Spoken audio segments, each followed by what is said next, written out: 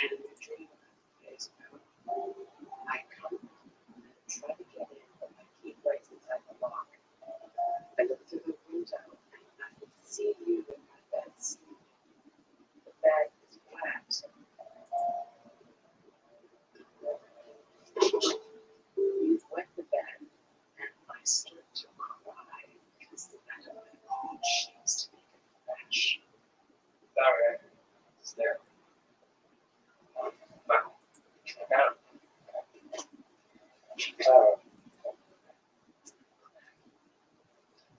What else did she say about me?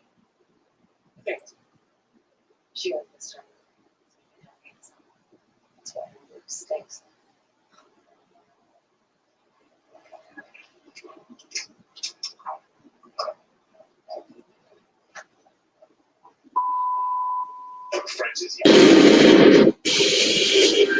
In honor of Women's History Month, we've been talking with female leaders in sports, politics, business, and entertainment. And this morning, we are focusing on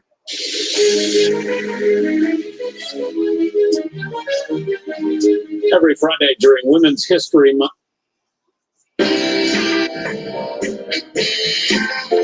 All month long, we've been celebrating Women's History Month by talking with female leaders in sports, politics, business, and entertainment. And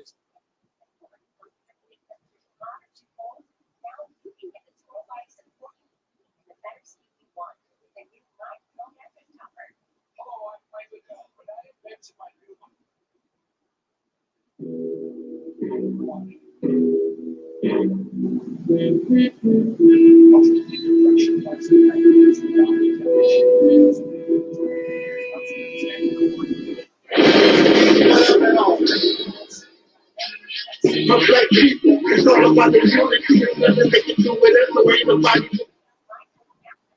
We are in a state of emergency. Want a song about it? Like to hear? Here you go. Free your mind.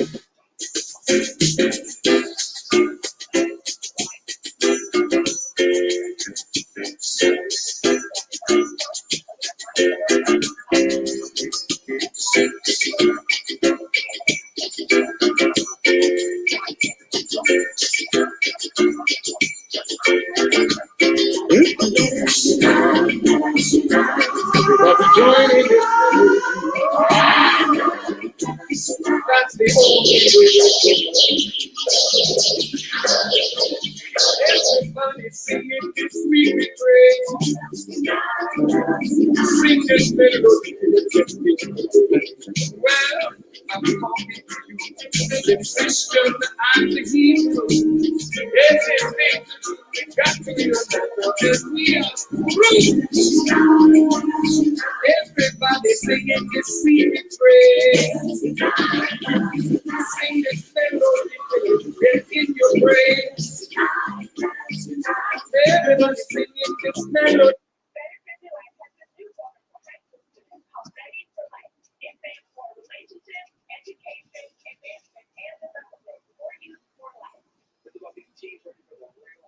I ordered this book, God is on Trial. I ordered this book from Amazon, and I must say I've read it. It's very well written, very thought-provoking. And so, sisters and brothers like Alberta Parrish, again, God is on Trial. It is a provocative, thought-provoking, very real and honest point of view regarding the gods of major religions or the Abrahamic religions, and why those of us who follow these belief systems should be asking the same kind of questions instead of just blindly accepting and following.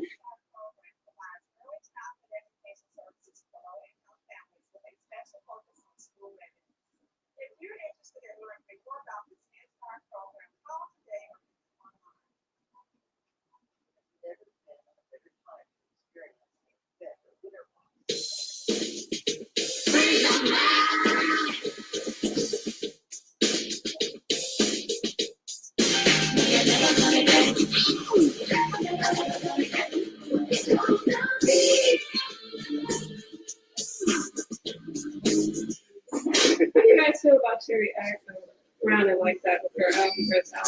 She's cute. That's all I got to say. Curl. Terry thinks she's cute. So Thanks, honey. she came out with a different attitude. I Soon as like a man to me. I remember we did our film. That's old school. Life has changed.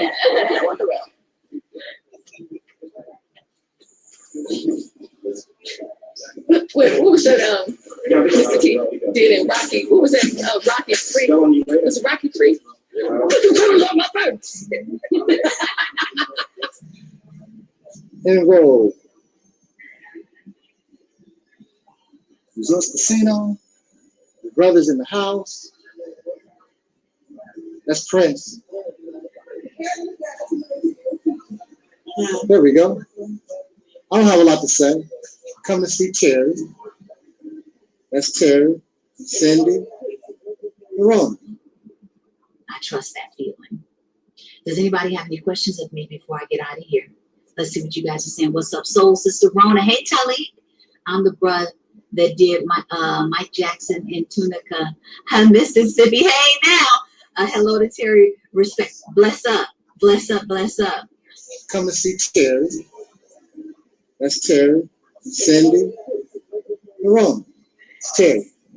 It's important for the Black youth, especially, to know that we did have a history and that we did great things and that we had great people, and those things were not in the history books when I was in school. And what I'd like to be doing 5 years from now is attempting to rewrite the history books so that they'll know that.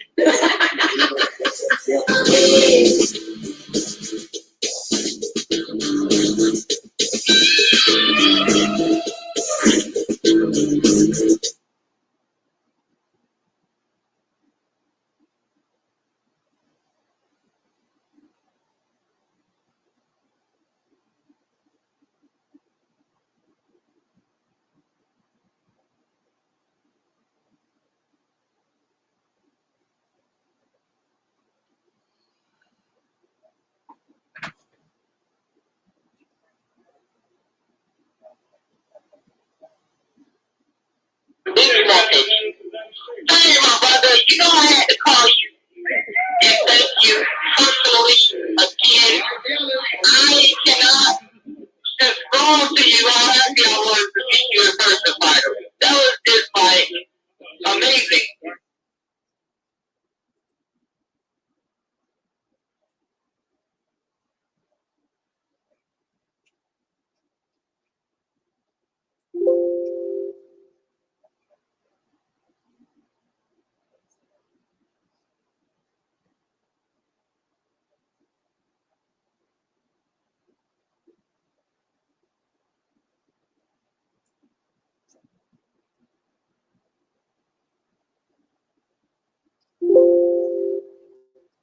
Okay, thank you for donating to my Uncle Taalik. I appreciate it, and I know that my family appreciate it because he's been on our lives for years now. So, yeah. And I just want to say thank you because, yeah. Okay. Yeah, we love you guys. Bye. Bye. Peace forever and always. Peace forever and always. Peace forever and always.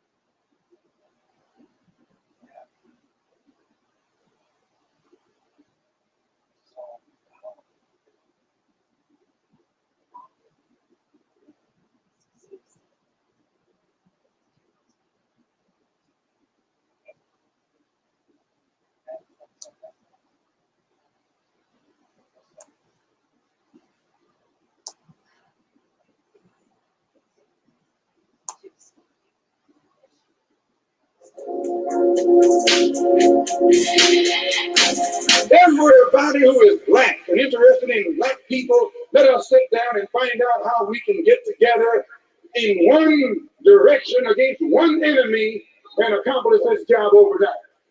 The Honorable Elijah Muhammad told him here that black people in Harlem just stop saying hello and instead say salam alaikum.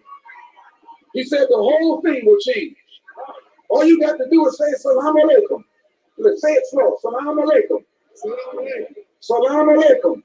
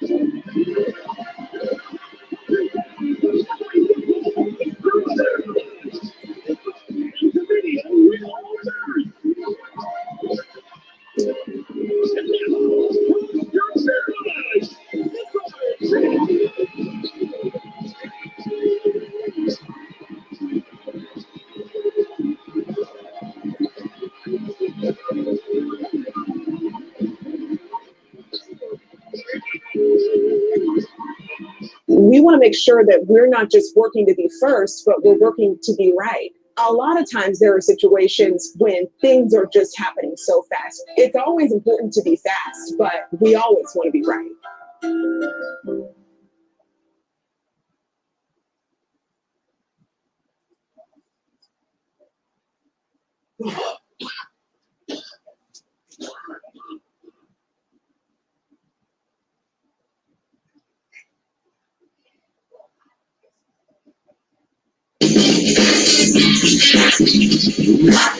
To bring out perfect harmony, Terry Ellis becomes the first of the divas to offer the world her singular sound.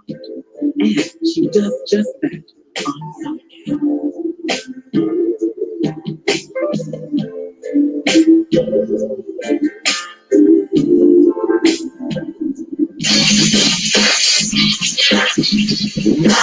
Morals are just, subjective.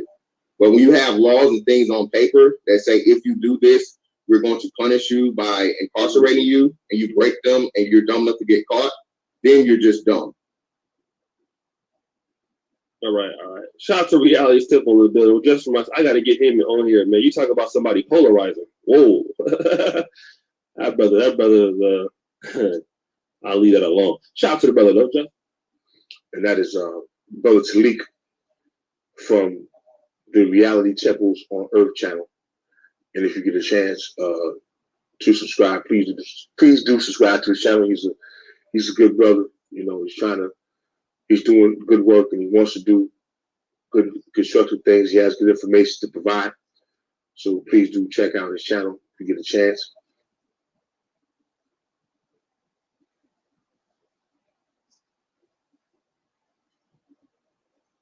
Come on, then.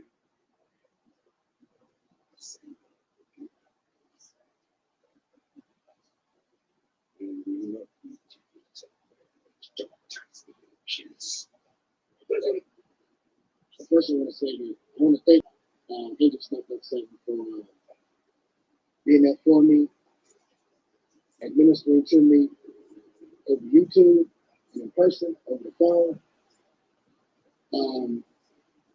The brother believed in me to make these videos. He gave me the opportunity. I want to say that if I would have had a brother like this in my life 10, 15 years ago, I probably wouldn't have took the path that I took. But that was my experience. This brother's a good role model for us. You all see how long I've been on YouTube. No one has been more resilient, pushing more harder on YouTube than I have. I must add, Brother Angel Snuffing Up 7. Brother Taalik Ibn'rad. Many of you all have not heard of him, and it's a reason for that you haven't heard of brothers like that who's coming with a profound message. Every day this brother does like an hour of dissertation on YouTube. But no one's hearing him. His message is not getting out. powerful message, more powerful than most messages that are out there. Very real, very radical, very sincere, very diligent, very consistent, and very little hypocrisy in what he speaks. At least he's true and sincere about what he's talking about. He's not doing it for money, selling no projects, selling no products, trying to do lectures. He's actually coming on there, offering some critical thought and critical analysis every day consistently, but most people have not heard of him. Not because he's lazy. I see him. He got thousands of YouTube pages. I see him constantly putting out videos, but you haven't heard of him. That's by design. That's by design of white supremacy. Ministry by the name of the Reality Temple on Earth. And I had the pleasure of speaking with him for several hours today. And I think it's only fair that I do a reaction video to the conversation. And the conversation was on various topics, which was basically centered around African quote-unquote consciousness. And he was a real deep brother, very down to earth, very approachable. He didn't carry himself like a know-it-all. Someone you could talk to and really listen to you. It was such an honor to finally meet somebody over the internet that has an ear to listen, and not only an ear to listen, but will take full action on what they stand for. Hi, my name is Deborah Kennedy. I live in Texas, and I listened to Taalik's video regarding failure of prayer and God's so-called promises. I was just elated. I thought it was just very insightful, and I commend you all for putting something out there like that. But we lean too much on what we're told somebody else is looking out for us. And we have philosophies or teachings like that. And we're supposed to be developing that in ourselves. And I appreciate Taalik's his powerful delivery. You don't need to call if you're busy, but I just want to pass that along. I'm very impressed. Thank you so much. You take care now. Peace and love. I'm inspired by my brother, the Reality Temple's brother, the most powerful voice on the internet, the Real Angel Stepping Up 7. That's right, bro. I'm calling you out, bro. I'm building you. I'm putting you out there, bro. I'm shouting you out. That's my inspiration. Dragon Manifest. Welcome to the Reality Temple on Earth, Dragon Manifest. Thank you for having me, brother. This is an honor. I've been watching you for at least a couple years now. Yes, sir. From the first time I got hip to your channel, I've been hooked ever since. I'm always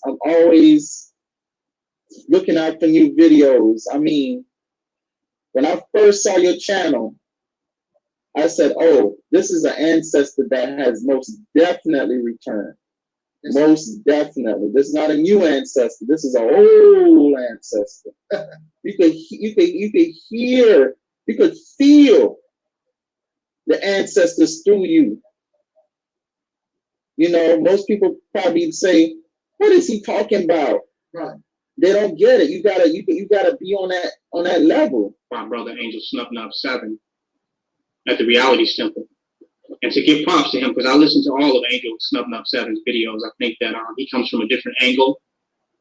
And there's a powerful message in a lot of the videos that he put out. And I try to catch all of them. I look at him as a free thinker and a person that's willing to challenge those of which he don't agree with or which he may think differently from. And I really respect him for that. He's challenged KBS, and he has also challenged the Black supremacy movement as well.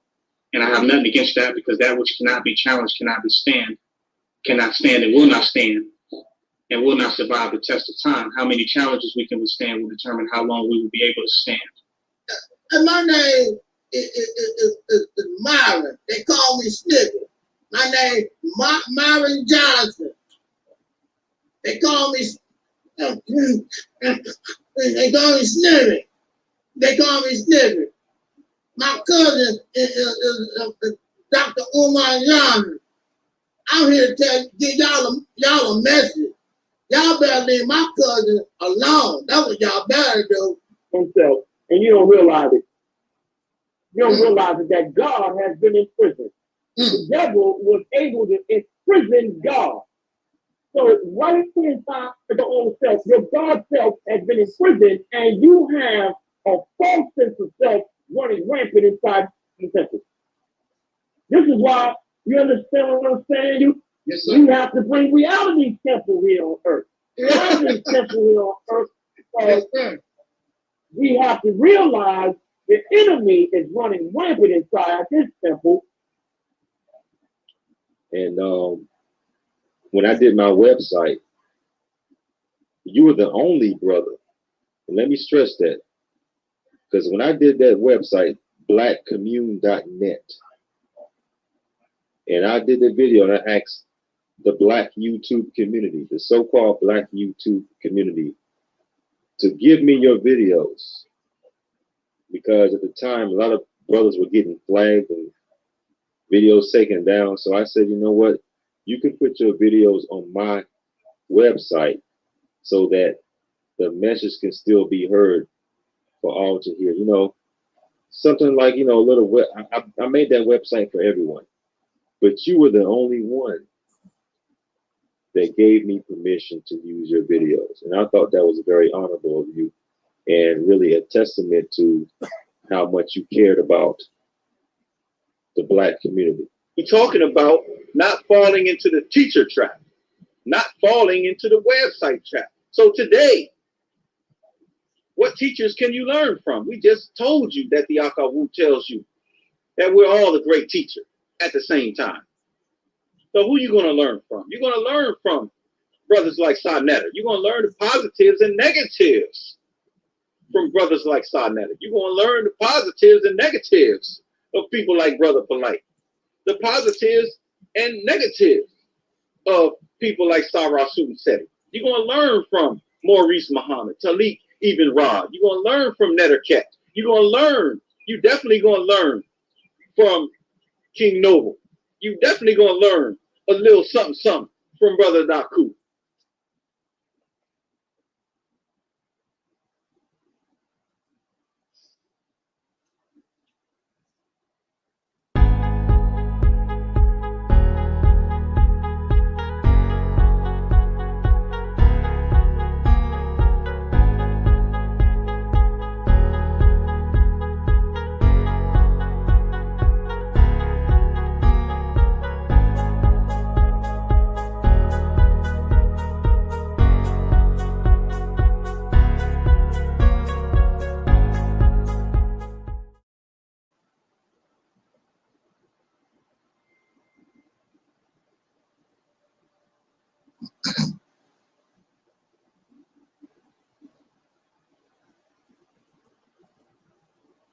All right.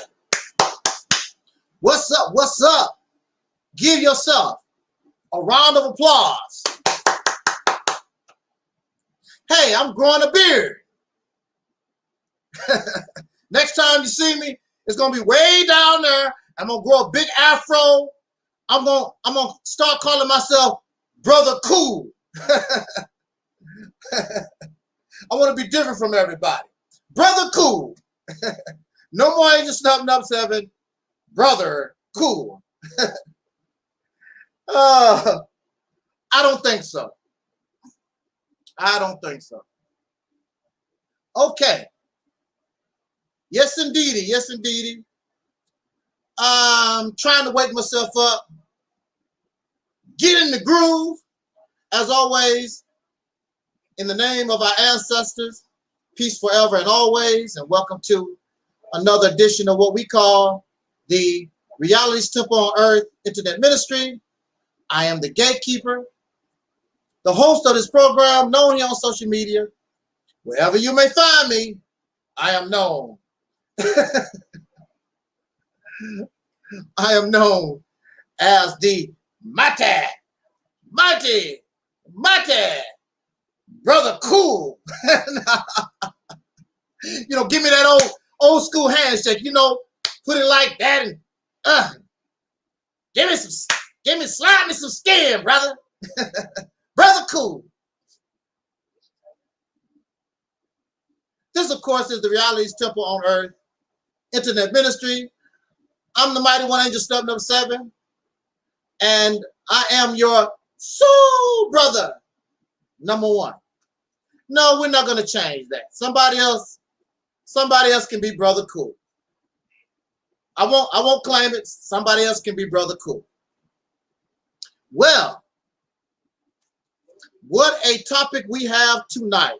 What a discussion we have tonight.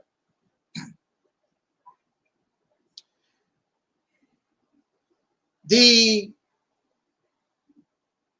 N-word, COINTELPRO wants, this ministry wants our Mississippi campaign destroyed. I tell you this, it's a damn shame. But it also goes to show you what kind of threat you are. Not only are we a threat to the oppressor, but we are a threat to those who look like ourselves. That's a dang shame. I've never, how many times, and if I'm not telling the truth or I'm making a mistake or whatever, please correct me. I've never made one video, to my knowledge, since 2007. I've never made one video asking for the death of no individual. You've never heard me threaten nobody. I'm going to come to your house and beat your ass. You never heard me tell nobody, I hope that you fail. If I have, please put in the chat room. Please put in the comment section of this video, because I'm growing older now and I'm becoming senile and I don't remember things like I used to. And some of you have been following this channel, this ministry for a long time. And maybe at once, maybe I got really, really angry and told somebody, I'll kill you. I hope you fail. Now, I am the only one, and this is a fact. I'm the only one who share everybody's video. I don't have to agree with you. I'm the only one that I know of. You can come here as many times as you want to. I will create a show for you so that you can speak. Nobody else does that. On all these platforms, it's all about them. I want to send a shout out to our brother. I cannot pronounce his name to save my life. Taharaka Bay. We were just on his program last Tuesday, and to my knowledge, we did a very good job, and the audience wants to see us come back and speak to them some more. Now, I re-uploaded an edited version because there was a lot of things that really wasn't necessary. But if you notice in that interview, the brother, it's his channel. So the brother is going to teach me. He want to teach me some of that Moorish stuff. I didn't complain, I just listened to him.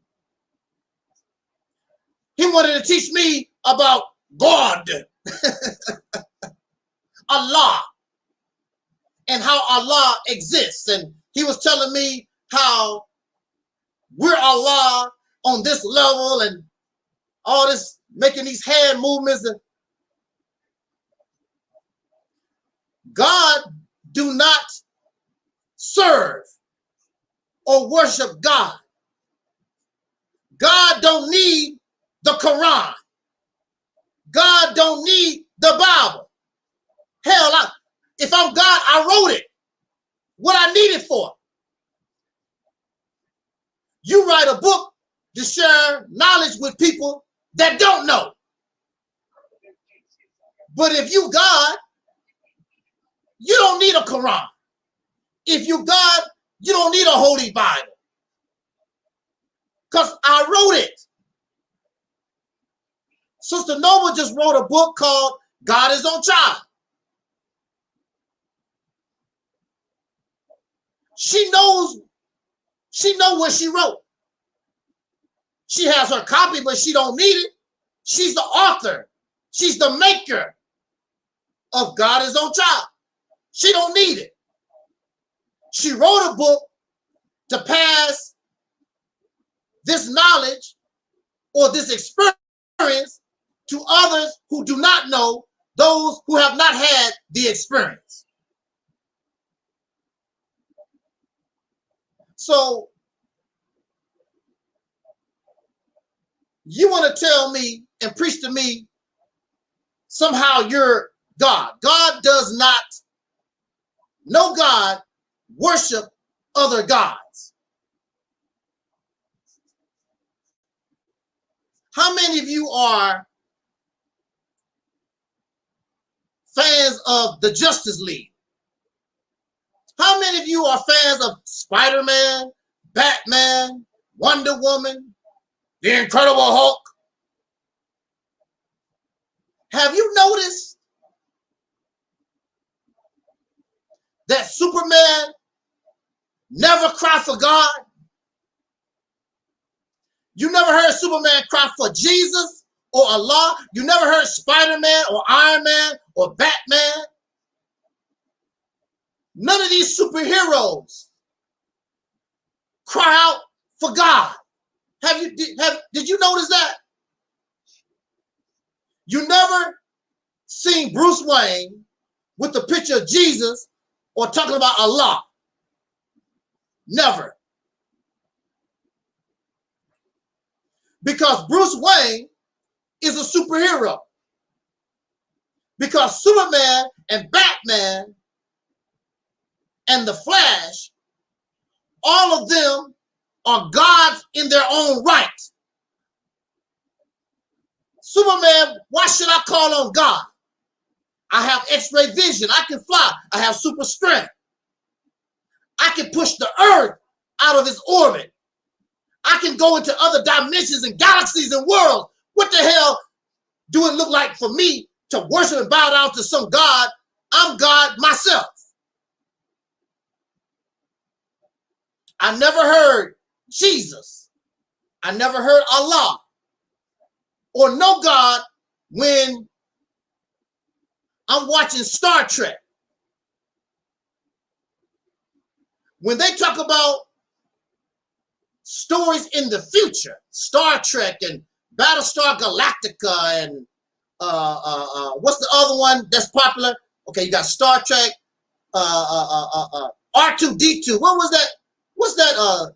R2-D2, the little robot. What's that called? I don't keep it with all that, but you never hear them talk about God.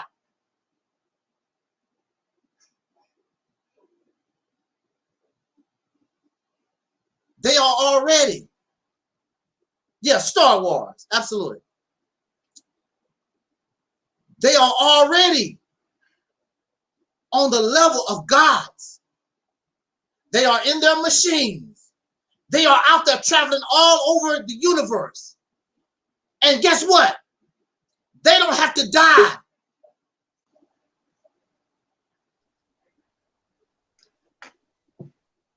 Guess what? Can you hear me? Yeah. Guess what? They don't have to die. Now, there are those who come to me and tell me about living in the fourth dimension, going into different galaxies and worlds and things of this nature. and you have to leave your physical body or you have to die, guess what? In Star Wars, Star Trek, they go into different galaxies and realms. They don't have to die. They are in their physical body. You gotta die, and you got to meditate and do yoga and all kinds of stuff to go to all these dimensions and realms. And here you are in a future where people take their machines, their spaceships, and go to all these galaxies and realms. That's endless. Why is that? Why is that? So this brother is telling me on his program, trying to teach me. I'm a guest. I did not come to your program to be taught. I'm on your program to express my, and he took up what, 15 minutes of that trying to teach me. I did not come to your program to get taught. I come on your program, really the top priority was the Mississippi campaign, but I'm also talking about my experience in the Nation of Islam. I did not come to your program to get taught. I don't need teaching. I need freedom. I need liberation. I don't need teaching. If these teachings don't lead to liberation, if these teachings don't lead to a revolution that causes liberation, I'm not interested. But at least the brother is on the right path, because he does say that we need to hold people accountable. Even his own Moore Science Temple. We're not liberating the people. We're not causing change. So he understands that, and I'm glad for him. But I'm not on your program to be taught the Moore Science Temple. I've been around. I know those teachings. I'm not an expert. I understand those teachings. But like I told you, I reject or I don't acknowledge God. And you can't teach me about God, because clearly you say that you're a God, but you worship some kind of God. So I don't want to talk to you. I want to talk to the one that you praise. I want to talk to the one that you worship. I want to talk to the one that wrote your book that you read out of. I want to talk to the one that give you your instructions, and you're not the God that did that. I want to talk to the head nigga in charge. That's who I want to talk to. And you're not that. I don't need your explanation. When you go to McDonald's, you want to talk to the manager. I've never heard nobody yet go to McDonald's and they have a question or a problem and talk about, can I talk to the person on fries? You always go to the head honcho. And if the manager can't help you, then it's the district manager. And then if the district manager can't help you, then you go to the big boys, the main honcho that runs McDonald's Corporation. You don't spend time with the little boys. You a little boy. You need somebody to teach you. You're not the teacher. You are a teacher. I want to talk to the teacher. But see, we are in a situation here where we're fighting an uphill battle here. And if you don't like the fight, this is the wrong place to be. If you don't like the fight, if you don't enjoy the old fisticuffs and the hook up of the nut, if you don't like the fight, this is the wrong place to be. Because you're going to get it, we're going to get it from the enemy, and we're going to get it from those who look like ourselves. So tonight, we want to talk about, and I'm pretty sure you heard of COINTELPRO. And some of us use COINTELPRO for making excuses why we fail. The reality is, yes, J. Edgar Hoover and them boys, yes, they created a program to cause problems in these black organizations. Yes, there's no doubt. But the reason why they can do what they've done is because there was already a problem. Jealousy, envy, incompetence, and the list goes on and on. So the reality, COINTELPRO did not destroy these organizations.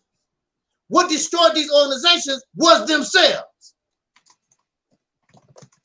Jealousy, envy, incompetence, greed, sex addiction, drunkenness, and the list goes on and on. They destroyed themselves. But then again, what do you expect from people? Look, Malcolm was a young man. Malcolm was in his 20s. He was 25, 26 years old when he joined the Nation of Islam. Dr. King was in his 20s.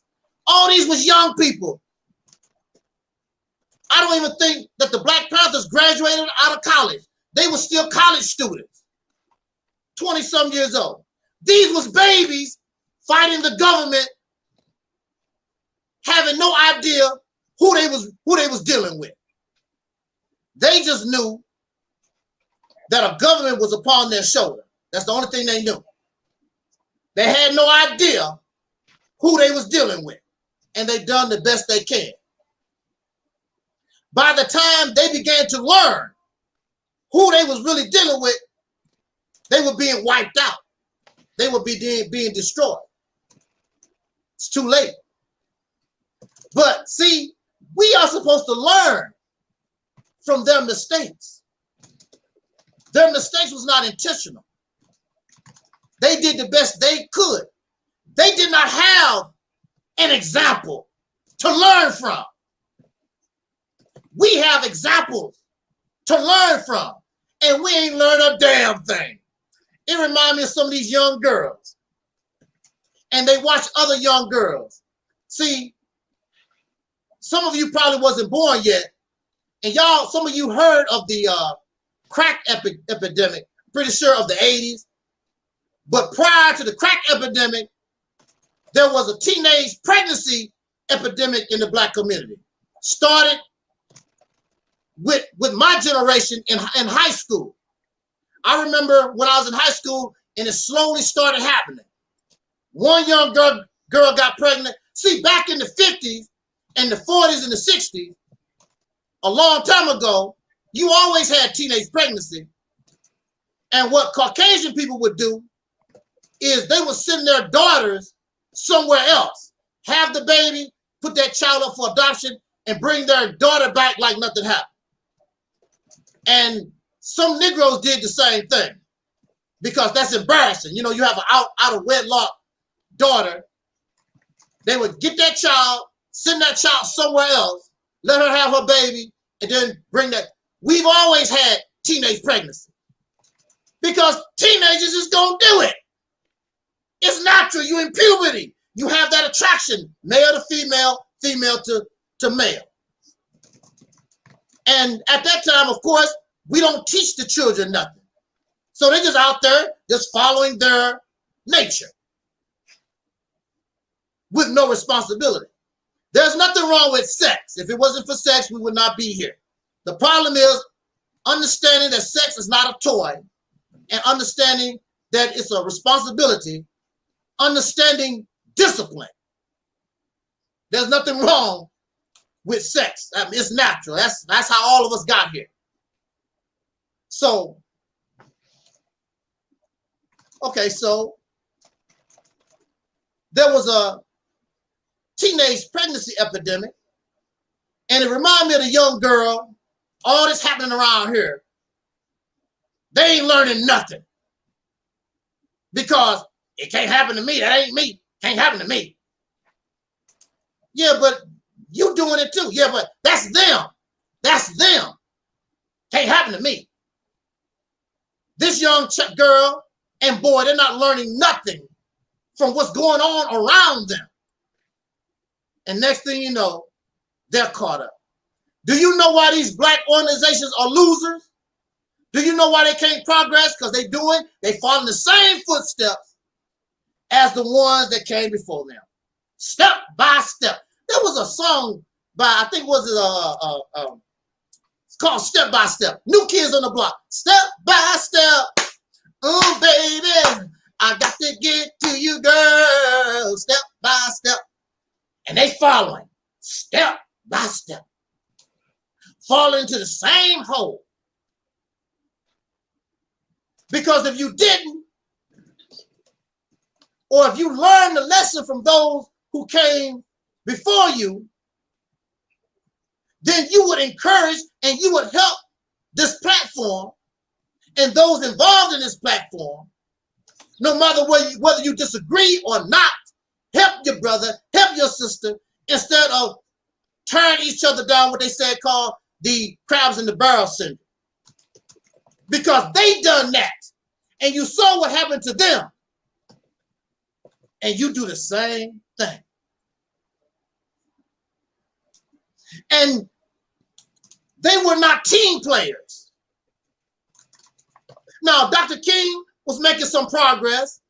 You might not like what he was doing, but they didn't help Dr. King. Dr. King on his own, Nation of Islam on their own, the Black Panthers, everybody trying to take advantage of the 20 million brothers and sisters that was there. Everybody trying to get their piece of the pie instead of everybody sharing the pie, moving in one direction, everybody moving forward in one direction. It didn't happen. Everybody trying to get their piece of the pie, everybody trying to convert people to their plantation.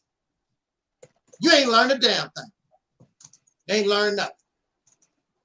Instead of sharing and moving forward. Because the door you can't go in, I probably can go in. And the door I can't go, you can go. And so when we do this, we get to open all the doors. But we don't understand that because it's all about me. I'm going to say this, and we're going to turn the mic over to Sister Noble. There was a video, I don't see it no more. But Minister Farrakhan was talking about his meeting with Huey P. Newton and the Black Panther Party. And he said he went to Elijah Muhammad and told Elijah Muhammad, well, I'm on my way. I'm getting ready to go here to this meeting with the Black Panthers. And he told Elijah Muhammad how much respect he's going to show for those brothers and things of that nature. And basically he said, Elijah Muhammad was like, what? Basically Elijah Muhammad said, we the shit. You don't go show them nothing. You represent me. I'm the Negro and I'm the man. You go there, if it ain't our way, it's no way. We run this. You know, it sort of reminds me of these drug dealers in the hood. You know, I'm the man. I run this, my time. Because at that time, the Nation of Islam had a lot of followers, had a lot of press, had a lot more than the Black Panthers. And nothing has changed because Minister Farrakhan has the same mindset today. You have all these other small factions of Nation of Islam, but Minister Farrakhan even told them, you got to follow me. It's about me. Because look at all these thousands of people. Look what I got. It's all about me. And when it's all said and done, all of you have nothing. have nothing. I thought that was very, very disrespectful.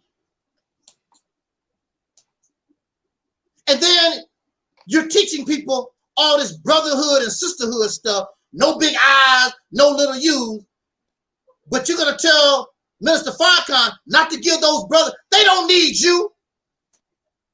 The Black Panther Party was doing their own thing without you. Actually, they was doing better than you. They was feeding the people. They was giving the people health care. And they was a strong example for standing up in the man's face. You ain't never stood up in the man's face. They took guns and stood before the man. You ain't never done that. You talk bad, but there's no evidence that the Nation of Islam ever been bad. They never faced this Peckerwood one-on-one, hand-to-hand combat. Dr. King dealt with them hand-to-hand combat, as well as the Black Panthers. That's why they caught so much hell. And if you really look, and when it's all said and done, if you ask J. Edgar Hoover, the most dangerous person was Dr. King, the one that was practicing nonviolence. He hated Dr. King with a passion more than anybody.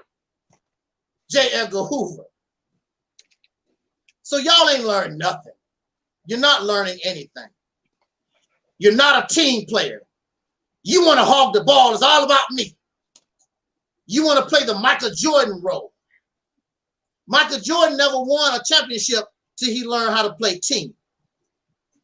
He didn't win nothing. He got 45 points, 50 points a game or whatever, but he didn't win a championship till he learned how to pass that ball, learn how to use his teammates, till he learned how to pass the ball. I hate people like that.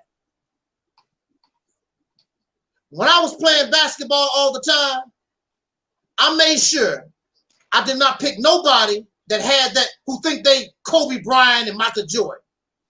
I never picked them on my team. I always wanted the losers, the ones that can barely dribble, the ones that can barely shoot. Those are the ones I wanted on my team. And I won a lot of games because it was it's team ball. Because what would happen is I would draw a lot of the fire, and they didn't have respect for the other people on my team, and I pushed the ball out, and they'll make the point. Next thing you know, we won.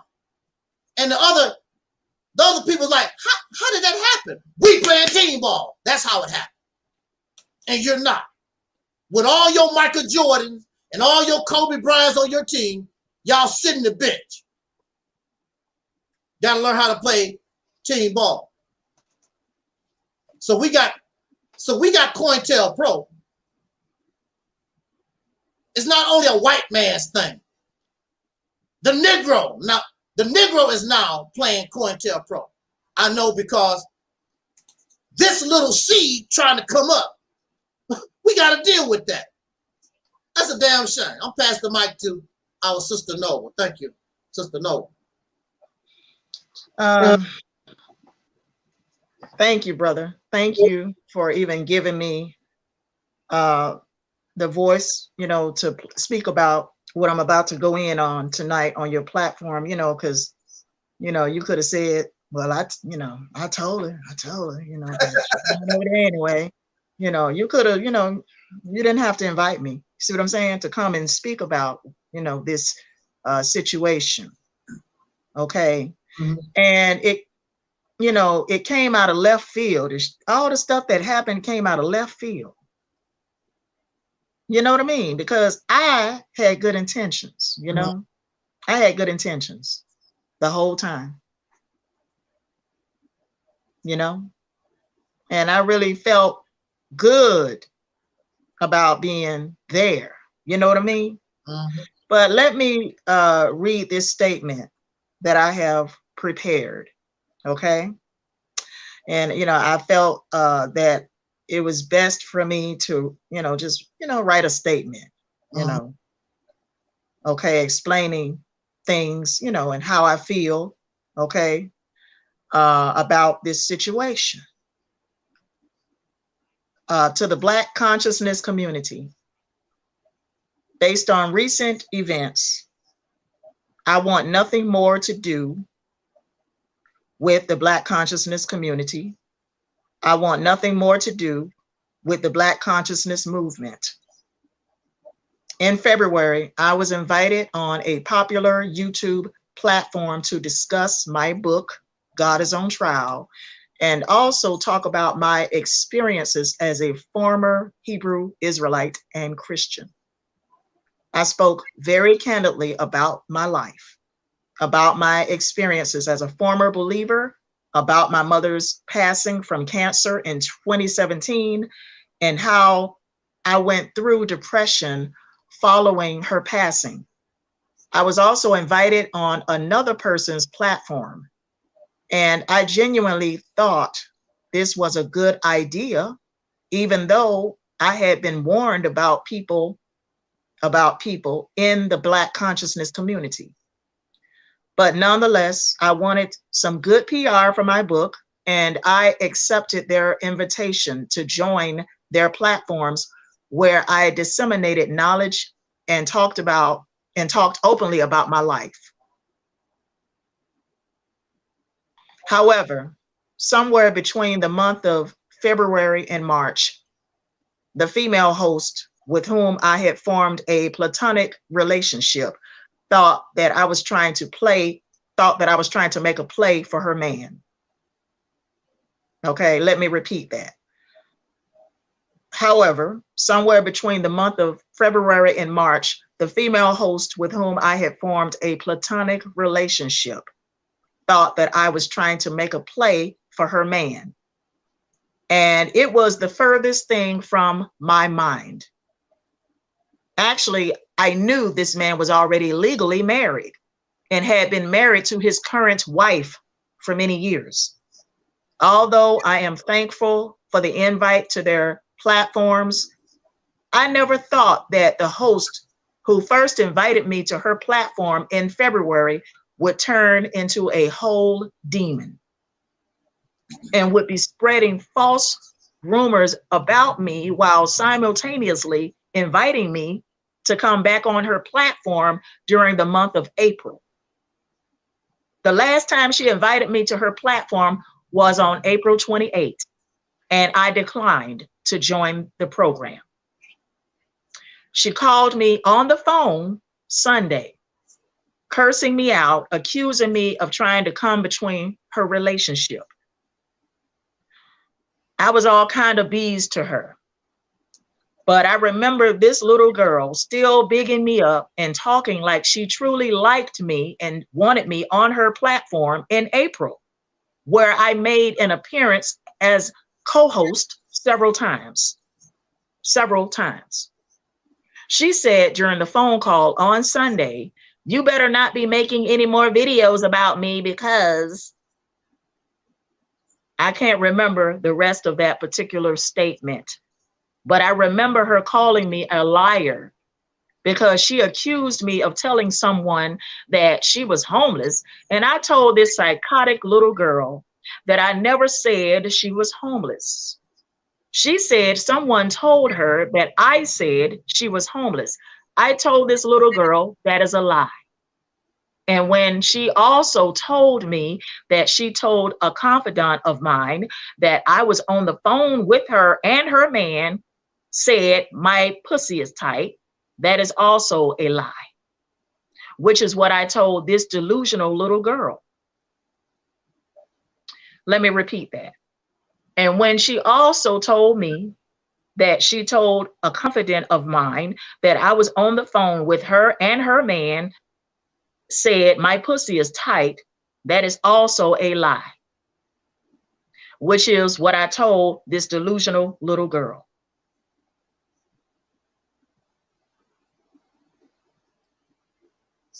Now, hold on for a minute. Hold on for a minute.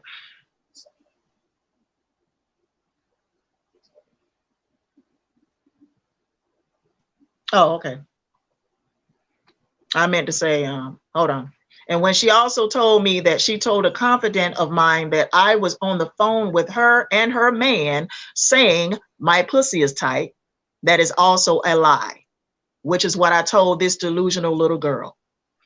This woman said during one of her live streams that she was in a motel or hotel and the Wi-Fi is not good there. I never said this woman is homeless.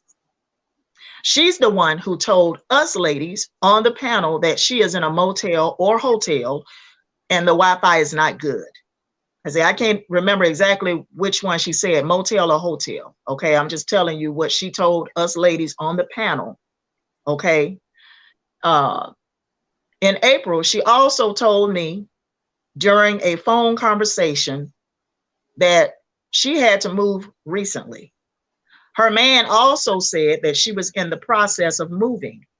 Since the month of February, her, myself, and her man have spoken by phone. The first phone call was in February when they invited me to the platform to discuss my book and talk about my experiences as a former Hebrew Israelite and Christian. But this psychotic little girl, my intention was to promote my book, my work. Okay, My intention was to promote my work and my book. But this psychotic little girl had created an entire fiction story, an entire fictional story about me, and trying to paint me as a villain making secret phone calls to her man. She's trying to paint me as a villain making secret phone calls to her man because she said I was after her man.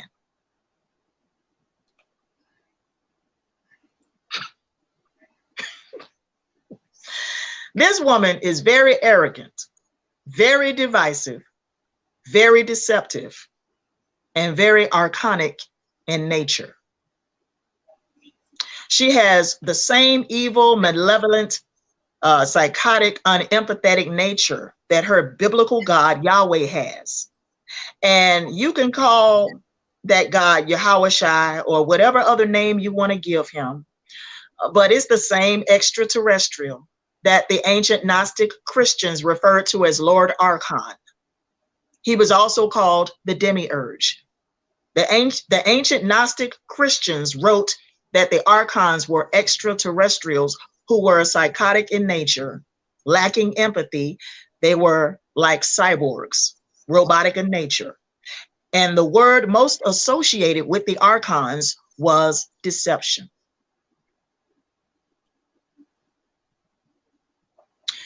This is who this woman is, a deceiver. You can sit up on that platform telling people that you're a goddess all day long if you want, but I know you're no goddess. There's nothing godlike about you. How dare you invoke Sister Shahrazad Ali's name in an attempt to degrade other women? And now, upon careful analysis, I think that comment you made during your live stream this past Saturday was not only directed at another sister who you named, but the comment was also directed at me. You sat up on a live stream talking crap about certain women not being worthy to lick the bottom of Sister Ali's boot or shoe. One of them, you said, as if you're on a higher level than me or the other sister you named. You said that you had to dumb yourself down to get on the level of another person who is lower and is not as smart as you. I think that's what you said. Before I came to your platform, I was already conscious. I had to leave Christianity in early 2019 so I can grow. After I walked away from organized Christianity for the second time in 2019, I questioned everything I had been taught again by the church and taught by the Hebrew Israelites. In fact, much of the assessments and conclusions I came to based on not only research, But also critical thinking is in my book, God is on Trial. I was already conscious when I joined your platform in February. Being conscious is being aware of oneself. Being conscious does not only mean having all this spiritual knowledge and wisdom and knowing the secrets of the universe. A truly conscious person is full of light and love. A truly conscious person does not do the type of stuff you did to me. A truly conscious person does not keep inviting someone they don't like to come on their platform just to embarrass and humiliate that person like you did me. You're not conscious.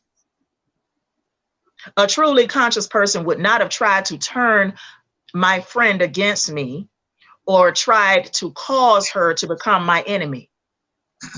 You wanted her to turn against me and join forces with you, and she said no. You made me your enemy when I was never your enemy. In fact, I wanted to see you shine and prosper and write your book. I even shared my dreams, my book of dreams about my mother with you.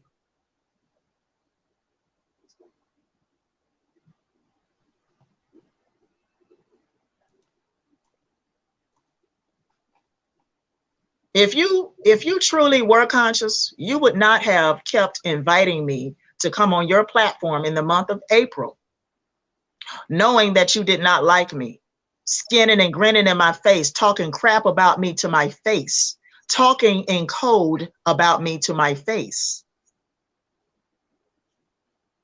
If you were truly conscious, you would not have deceived me in the manner that you did and spread false rumors about me. While you're making microaggressive comments toward me and other women on your Saturday morning live stream, talking about how we're on a lower level than you, you're messing with another woman's husband. And the woman don't even like you. Why did you keep inviting me to your platform? Why did you invite me on your platform this past Tuesday and Wednesday? What was that about? You deceived me in the month of April, knowing that you had contempt for me and did not like me, period. You thought I wanted your man. And that was the furthest thing from my mind.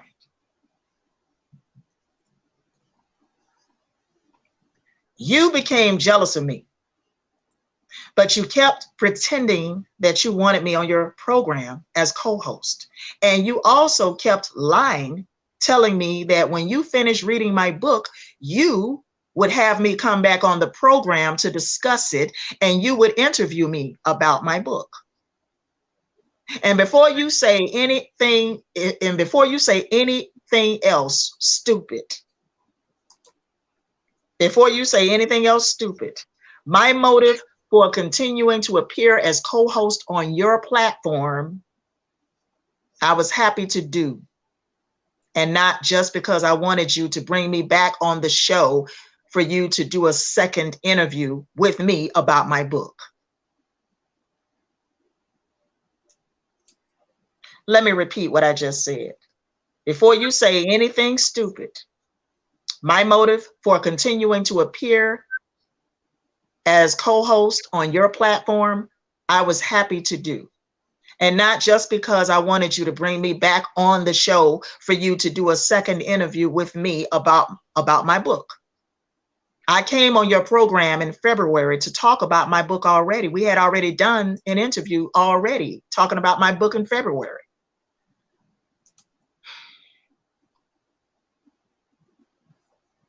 It was your idea to invite me back on the show to do another interview with you about my book.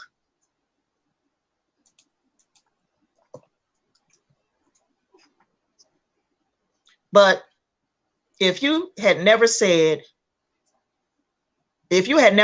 I'm going to bring you back on the show to talk about your book, I still would have made an appearance as co-host on your program because I genuinely enjoyed being there. You're the one who had a problem with me being there. At some point between February and March, you started to develop contempt for me because you actually thought I wanted to be with your man. I don't want your man. I'm not a polygamist. I'm not a polygynist.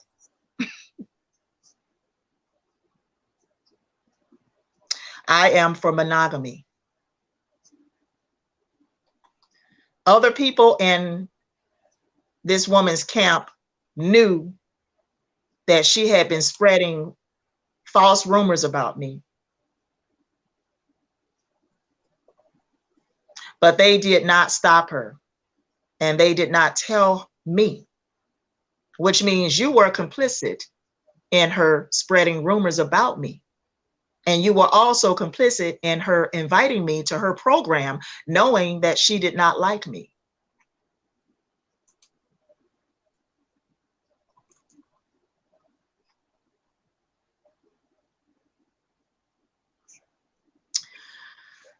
You allowed this woman to keep inviting me to her platform, knowing she had contempt for me. And I guess her microaggressive behavior and attitude toward me made you feel powerful over me, or gave you some sort of euphoric feeling to know all of you could easily manipulate and deceive me for at least the past 2 months. I was basically a deer in the headlights on these people's platforms, not realizing that these Black consciousness people were very petty and arrogant. Mm-hmm. Somebody warned me in February, be careful about these people.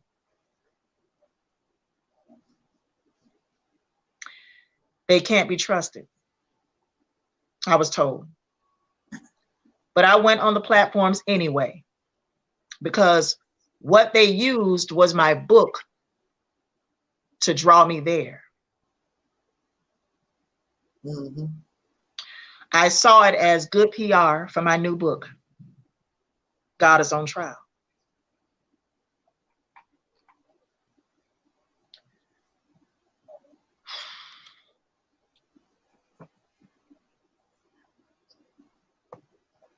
While she kept inviting me on her platform in the month of April, this woman kept on deceiving me. She sat in my face and laughed at me and made comments to my face about me while I sat on the platform, but I didn't even know those comments were about me at that time.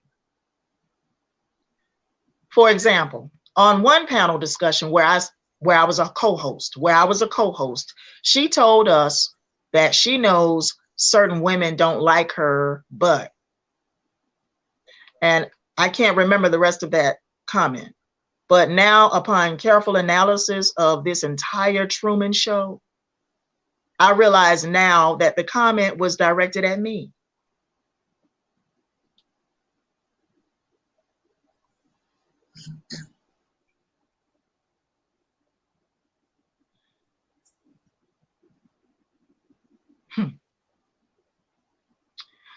She thought I did not like her, and that was the furthest thing from my mind. In fact, I was happy that she had brought me on as a co-host. In fact, I liked her as a person. I thought she was a good person. I even told her that she was a light being, but there's no light in this woman. She turned into a whole demon and went on the warpath against me over a man that's already legally married to another woman. And she don't like the main woman either. His wife better be very leery of this woman.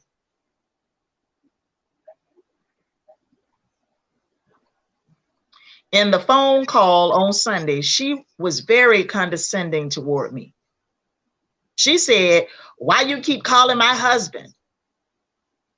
I said, I called him this past Wednesday morning to let him know I did not like how you spoke to me on the panel Tuesday night.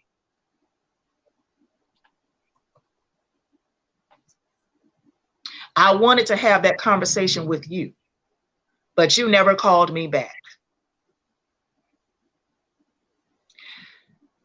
In a text message, I asked you, "Can you call me?"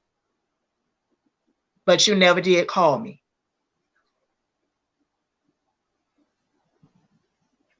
She said, "Well, stop calling my husband."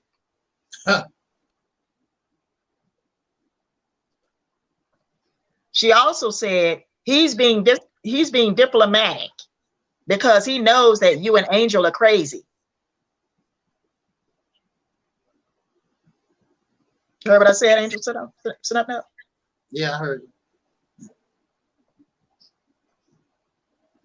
She said, "Well, stop calling my husband." She also said,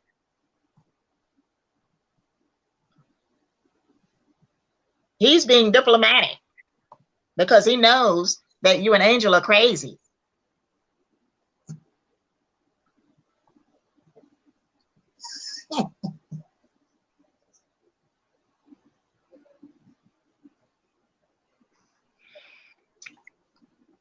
But if I was truly crazy, why the hell did you keep inviting me to come on your platform in the month of April?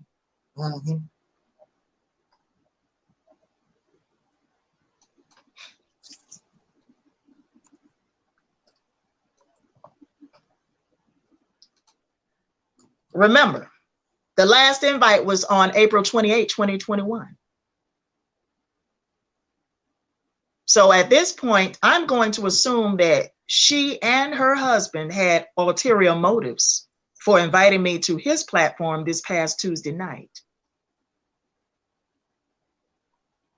She was very rude and condescending to other callers. I'm sorry. She was very rude and condescending to callers and the people in the chat room and me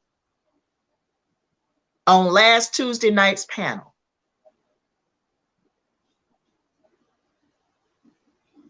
She was very rude and condescending to callers and the people in the chat room and me on last Tuesday night's panel.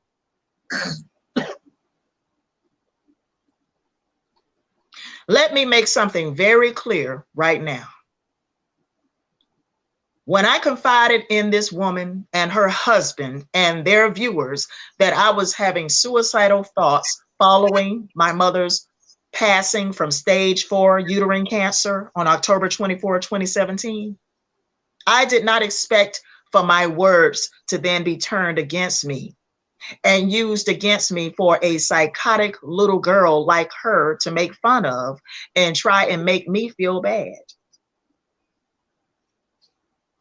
I don't feel bad at all for letting people know that depression and suicidal thoughts, for letting people know that I was having depression and suicidal thoughts, and that you should not keep that hidden.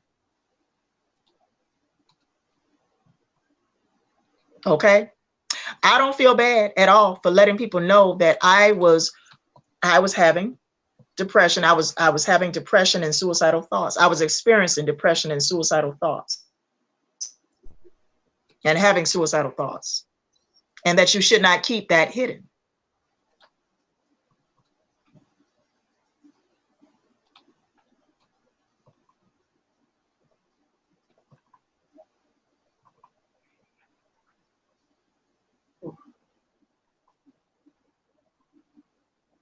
There's nothing to be ashamed of.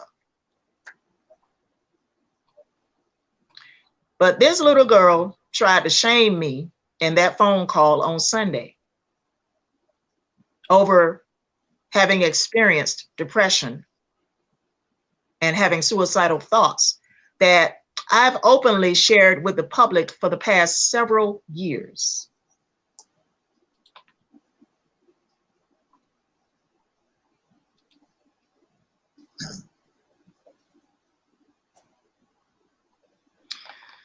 This woman actually behaves like a little girl. And that's why I keep calling her a little girl, because she actually behaves like one.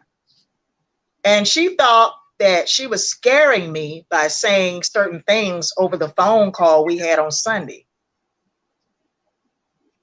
Like she told me on the phone call, you better not be making any more videos about me, because, as if she was going to do something to me if I made any more videos about her.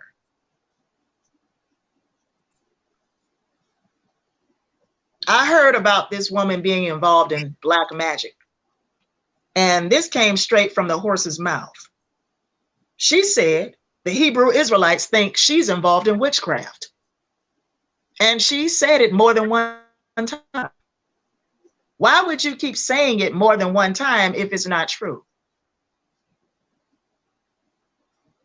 I'm going to believe what the Hebrew Israelites been saying about this deceptive, psychotic woman that invited me multiple times on her platform in April, even though she had contempt for me and really did not want me there.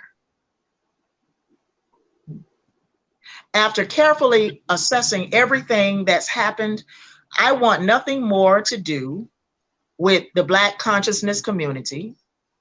I want nothing more to do with the Black consciousness movement. I think many of you in that community are fake, and you don't care about true liberation for Black people. All you care about is lining your pockets at the expense of our oppression as a people in this country.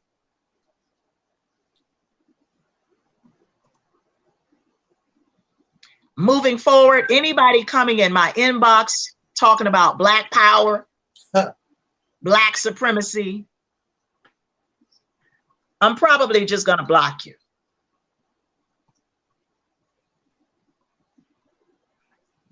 Or I just might ignore you, not even respond to you.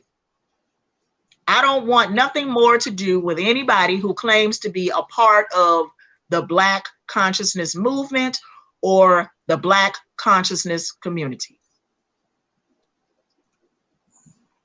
I decided to speak about what happened because after careful analysis, I realized that I was made a laughing stock on that woman's program.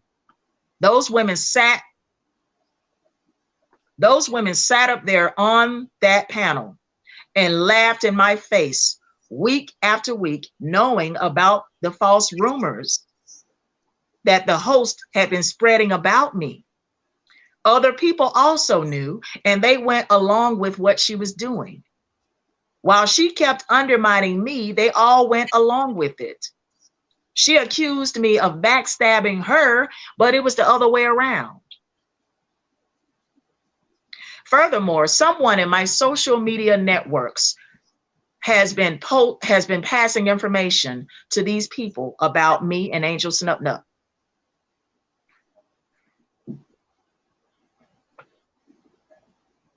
That is also how she knew certain things. And whoever has been passing information to her and her affiliates has been doing this for at least the past month and a half. You can pass all the information you want. You can pass this video for all I care. And it won't change. It won't change what I say about the Black consciousness community being a bunch of fake and phony individuals who don't have good intentions for the masses of Black people in this country.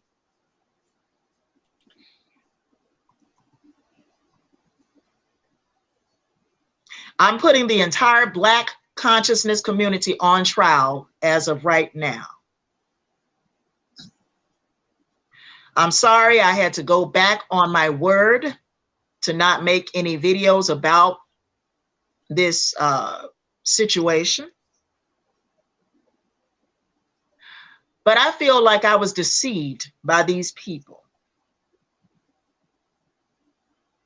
So now I don't care. All gloves are off.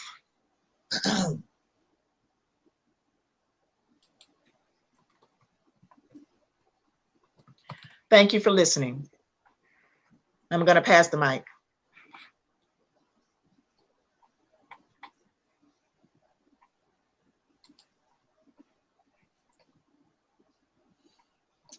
Okay.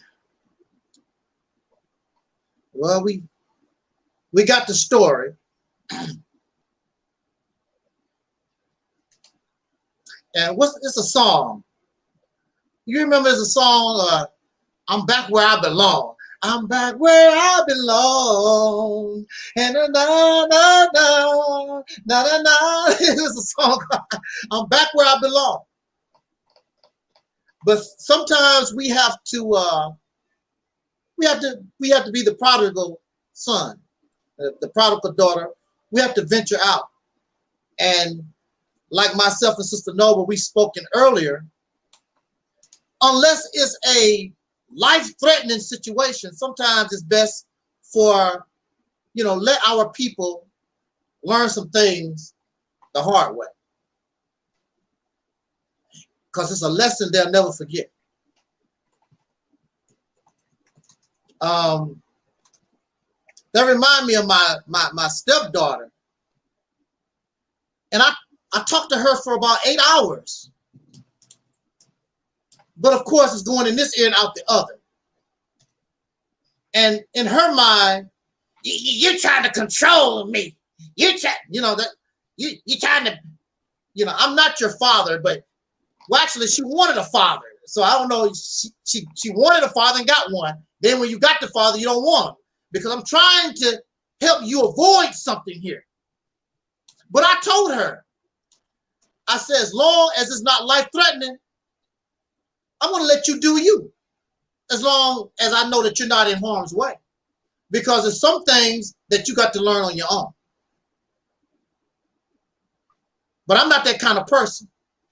However, if I believe it could cost you your life, yes, I'm going to be hard. I'm going to be down because I don't want you to get hurt.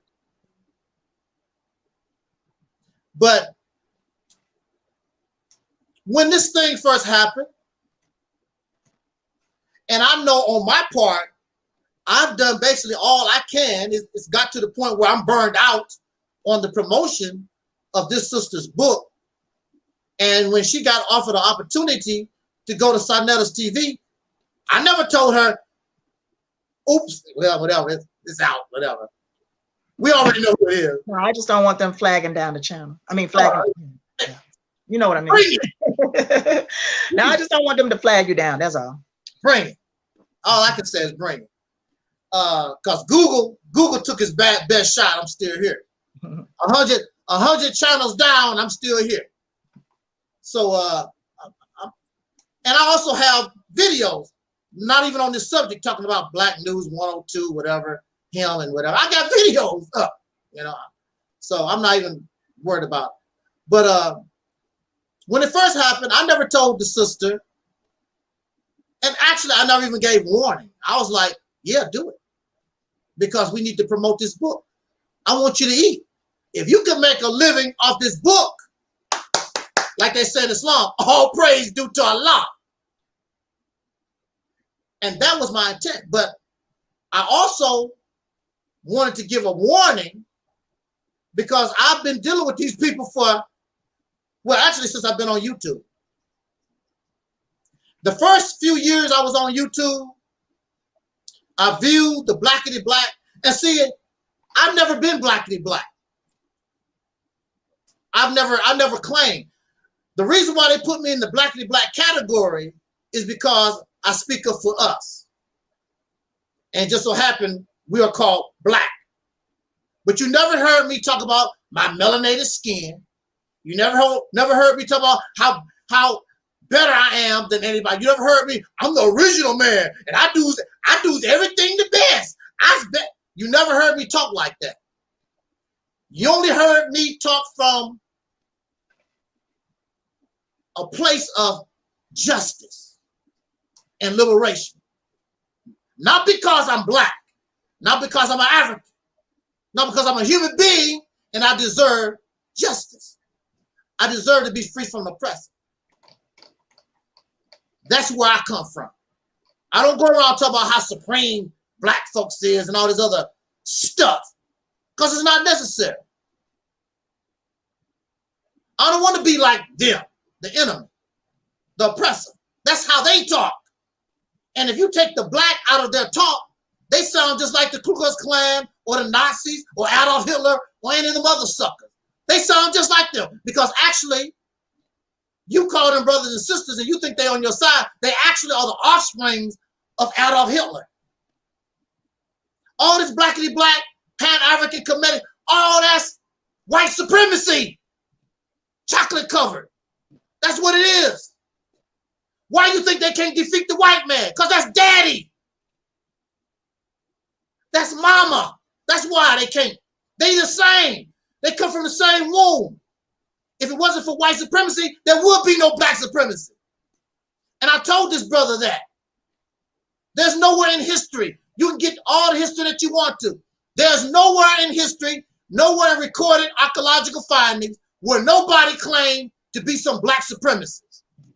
This stuff only happened upon the rise and the creation of a racial construct created by the Europeans in the late 1700s. That's where it started. This thing about Egypt, all this stuff, all of its foundation is white people. Islam, Kemetic, Pan-African, all of it comes from white people. But I wanted the sister to be successful, and it did accomplish. It did get book sales. It did put her into a better place. The problem is, she's a sincere person, and I know she was messing with trash. Now I didn't know this sister.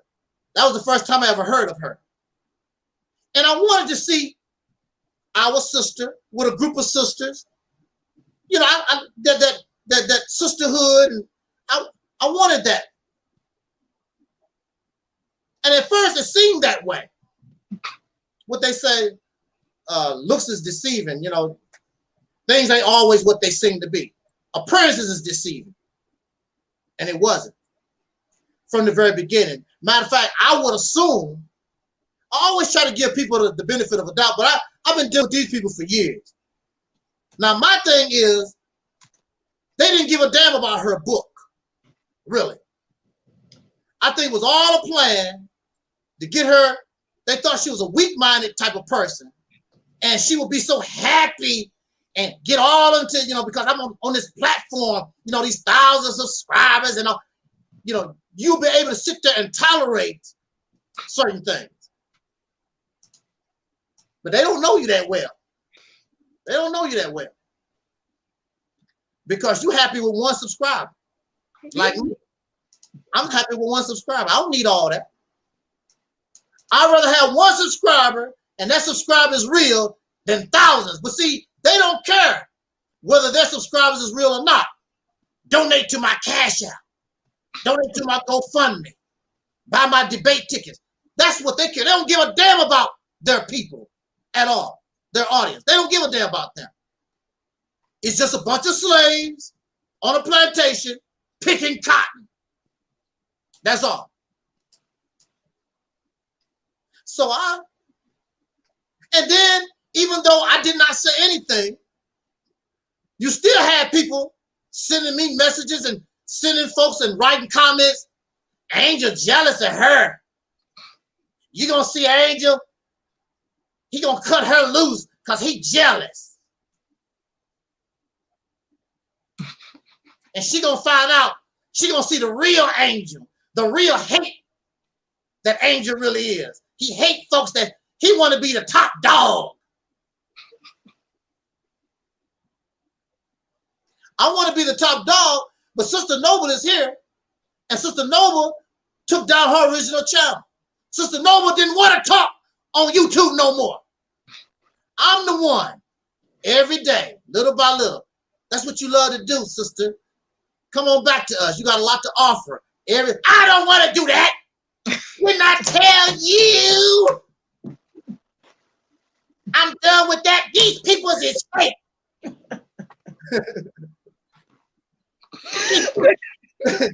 Is you deaf? It's true. Yeah. Is you deaf, Negro? Didn't I tell you? Well, you can just start on my, you know, but one day, I got her on my program. One day.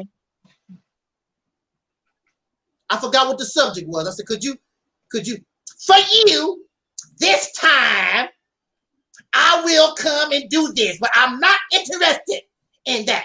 I am not an orator. I have no charisma like that. I write books. You got a book for me to write? But I got her on the platform, and she got to talking, and she began to experience that, I guess you call it euphoria. Because if she did not like this, she wouldn't have done it for years on the original platform. There's a love for it, but those people on the platform, it's fake. Yeah. That's what discouraged her. Not the fact of making the video, because the sister has a lot to say. She's a free thinker. And you're not going to always hear the same old. And the quote, well, you know, the Bible said, and the Quran said, I already know that. I can read the damn book myself. I don't need you to tell me what the Bible said and the Quran said. We already know that. These books been around for thousands of years. What the hell? You ain't bringing us nothing new. I want to know, what do you say?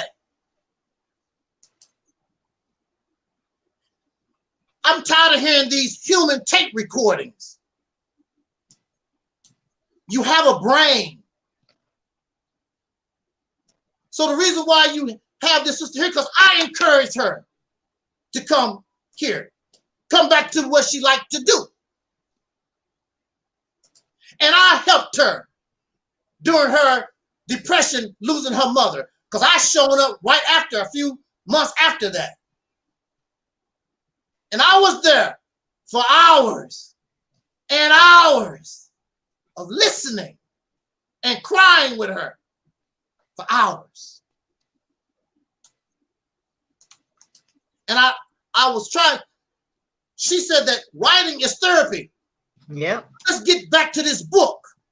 Yeah. A lot of this book was already written. All these lies about she plagiarized. A lot of this book was already written. She was working on the book when her mother passed. She stopped writing the book because her mother passed. And she went back to it in 2019. Yeah. A few years later. Yeah. After her mother's passed. But a lot of that book was already written under another title. And it just so happened we was talking, and I said, you know, that God is on trial sounds a pretty good title for a book. Yep. And then she adopted God is on trial, and she added the rest of it. Exactly. But most of the majority of it, and the book also composes of old articles in the book that was already written. That's what a lot of folks fail to realize. I was writing stuff before I left the church. Absolutely. Before, like, I started back on it in 2019 when I was still in the church. Yeah. But see, I was writing articles before I left the church. See, a lot of folks don't realize that. Yeah, I stopped writing the book after my mother passed. I did not work on the book itself. It was under the title, The African Holocaust in the New World. I stopped after my mom died, and I went back to it in 2019. But see, a lot of folks don't realize I was writing articles before I went back to the book. I was writing articles before I even started back putting the book together and working on the book and writing the book. And some of the articles ended up in the book. The book. Yeah. And that was before I left the church. Some of that stuff was written before I left the church. And that was in early 2019 when I walked away from Christianity for the second time. Okay. And then after I walked away from Christianity, I wrote other articles. That's right. I wrote other articles. Okay. And some of those ended up in my book as well. And that was what I was explaining. I was explaining to that. I was explaining that to him, you know. I was explaining that to him, you know, because I called into the program. And I was explaining that to him. He, you know, he cut me off while I was explaining that. I was, you know, but it's all good, you know. See, so yeah, I I'm crazy, and Sister Nova's crazy. Mm-hmm. What makes us crazy? Because we're self-thinkers, and we're not going to get on your slave plantation. You want a slave. See, and I have a strong personality, and Sister Nova have a strong personality. Now, if you think that me and Sister Nova, now when we come here, and sometimes some of y'all have seen it, we've actually had some conflict sometimes, live. You've seen that. So it's not always goody two-shoe stuff. But we have an understanding because I have a strong personality, and she has a strong personality. And she's not going to be my slave, and I'm not going to be her slave. It's simple as that. But we have understanding here. And we have mutual respect here. And I'm not going to trick you into anything. I tell you outright. Matter of fact, as long as I've known Sister Nova was a Christian when we first started talking. I never bucked down on what I had to say. I said I do not believe in that stuff. And Sister Nova was talking about the Anunnaki and alien. I said I don't want to hear it. I'm not into that. Just so we can be friends. I did not buck down. If that means we're not going to be friends, not associate, I guess we won't. I'm not into that. I don't do that. Anything that sounds something like that, I reject it. I don't want to hear it. And I just let you know up front. Because I'm not going to be fake. And you made a video, which is going to play tomorrow on this channel. I put all your latest videos together in a compilation. It's going to play early in the morning tomorrow. But Sister Nova was making a video talking about, I don't beg for friends. I don't need your friendship like that. And see, a lot of folks don't realize I hadn't even seen that video in which she was throwing shade at women. I hadn't even seen that video before I made my video entitled, I Don't Beg for Friendships. I hadn't even yet seen her video, the one she spoke in throwing shade and you know what I mean? She made that video Saturday. She made that video on Saturday. I made my video on Sunday morning, but I had saw her video later that Sunday morning. That was after I made my video entitled, I Don't Beg for Friendships. I did not make that video in response to her video because I had not yet seen her video when I made mine entitled, I Don't Beg for Friendships. I seen her video later that Sunday morning. She made it Saturday, but I seen it Sunday morning after I made my video. See, a lot of folks, a lot of things come to me. I'm telling y'all, a lot of things just come to me. When I be sitting here, sometimes I be thinking about stuff, and then I'll get on here, I get on my laptop and I'll type it, I'll type it up, and I'll make a video about it. It was just something that came to my mind, talking about how it's difficult for me to get along with women because of these type issues like this. And that's why I don't have a lot of female friends, because of this type of stuff that just happened to me. That's the reason why I don't have a whole lot of friends. I can't be dealing with people that have these sociopathic ways. I can't deal with you. I just can't. I can't deal with you. If you got sociopathic tendencies or sociopathic ways about you, I don't want you in my life. I don't want you anywhere near me. And that's just the basic bottom line. So I'm putting the Black consciousness community on trial. Okay, I'm putting them on trial because this kind of stuff right here is very common. What happened to me, that's very common. And I'm gonna let Angel finish his point because I did cut him off. That's all right. This is bad news.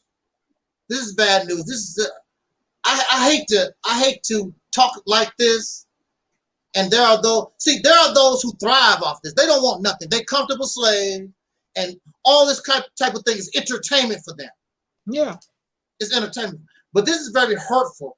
Yeah, this is a very hurtful thing. This is not nothing that shouldn't bring nobody joy. It's not. But it's just the reality, and I understood it going back to 2009 or whatever. I went on a semi-tour, and I actually got in my little raggedy car in a lot of cases because we did not have live stream and all this kind of stuff. I actually got in my car, and you see my little raggedy, my little ragged 84 LeBaron.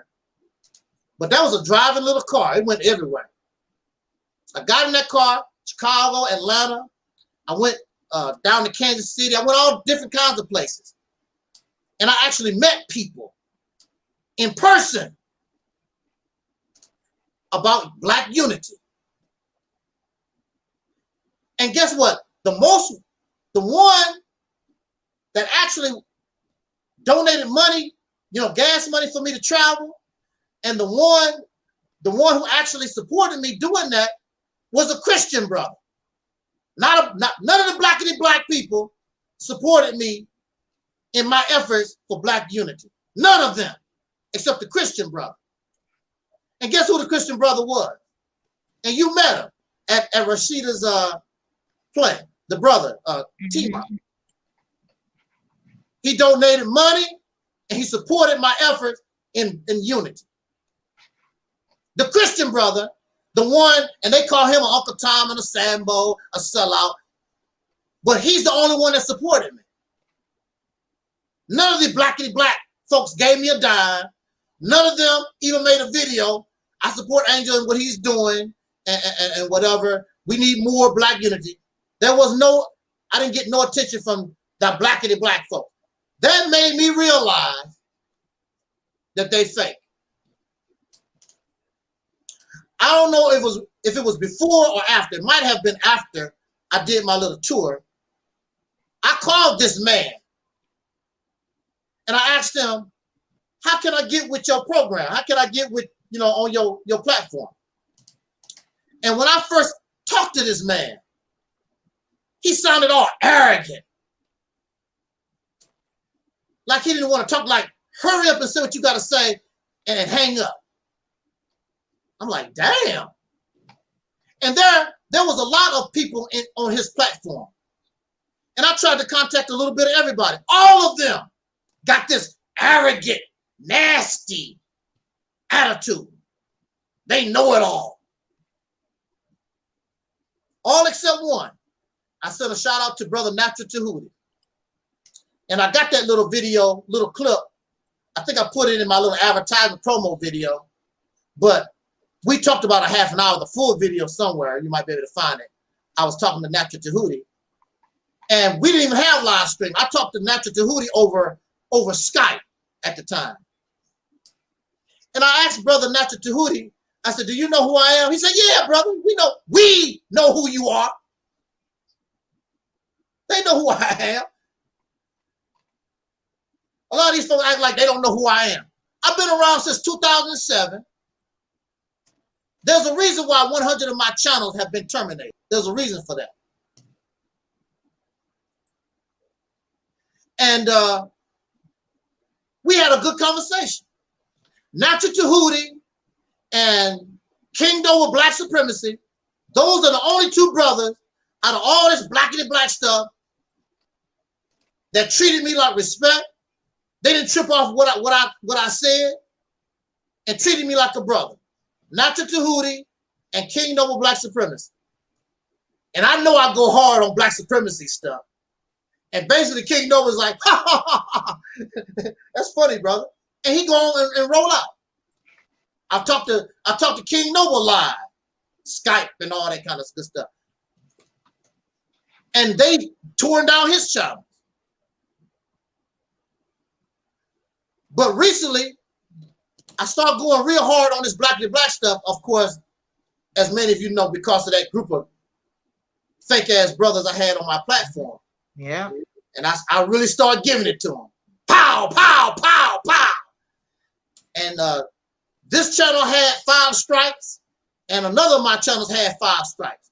They was trying to terminate the channels, but Google kept putting the channels back, the videos back up. That's why the 3 strikes and you out rule didn't hold, because they kept putting the videos back up. The blackity black folks, the Pan-African type folks. Because they want us to be a slave. Yeah. On their plate. They have the same mindset as our oppressors do.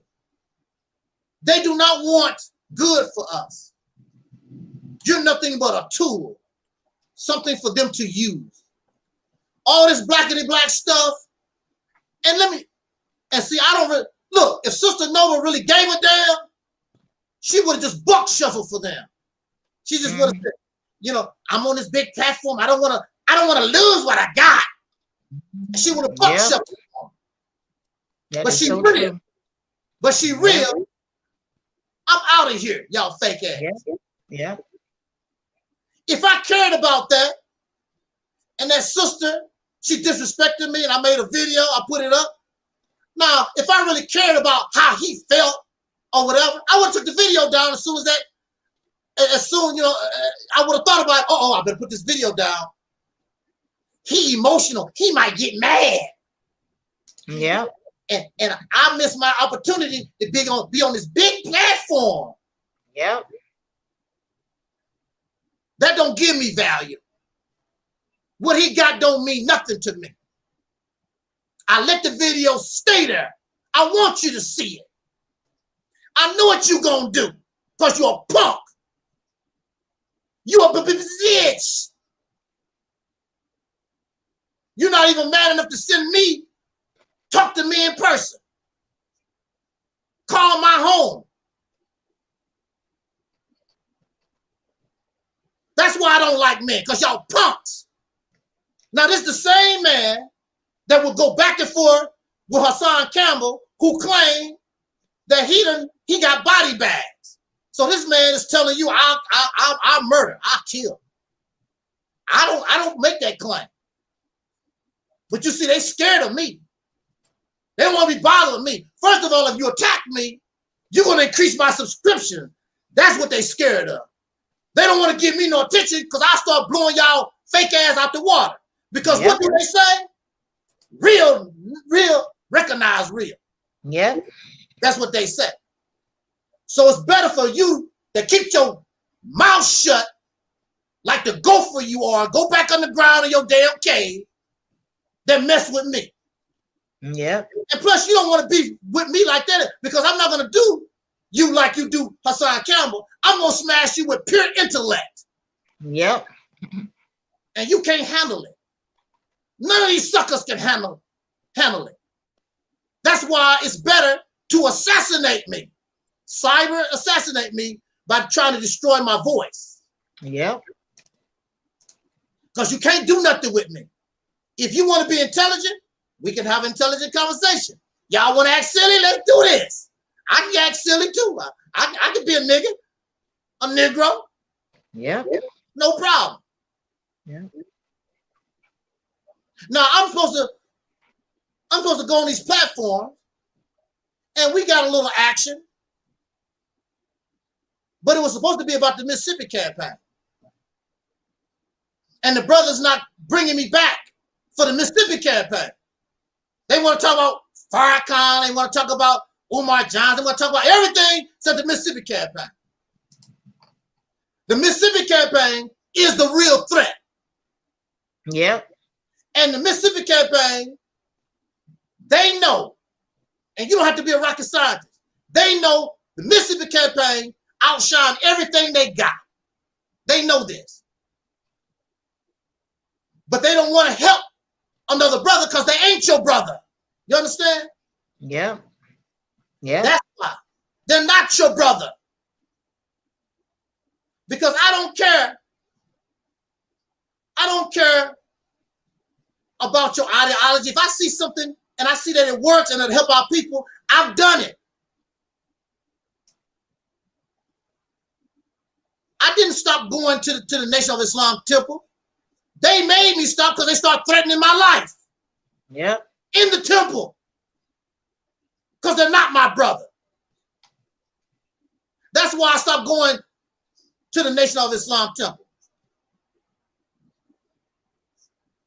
I went there, I brought guests, and I bought bean pies and soup and the newspaper. And they want to bring garbage to me.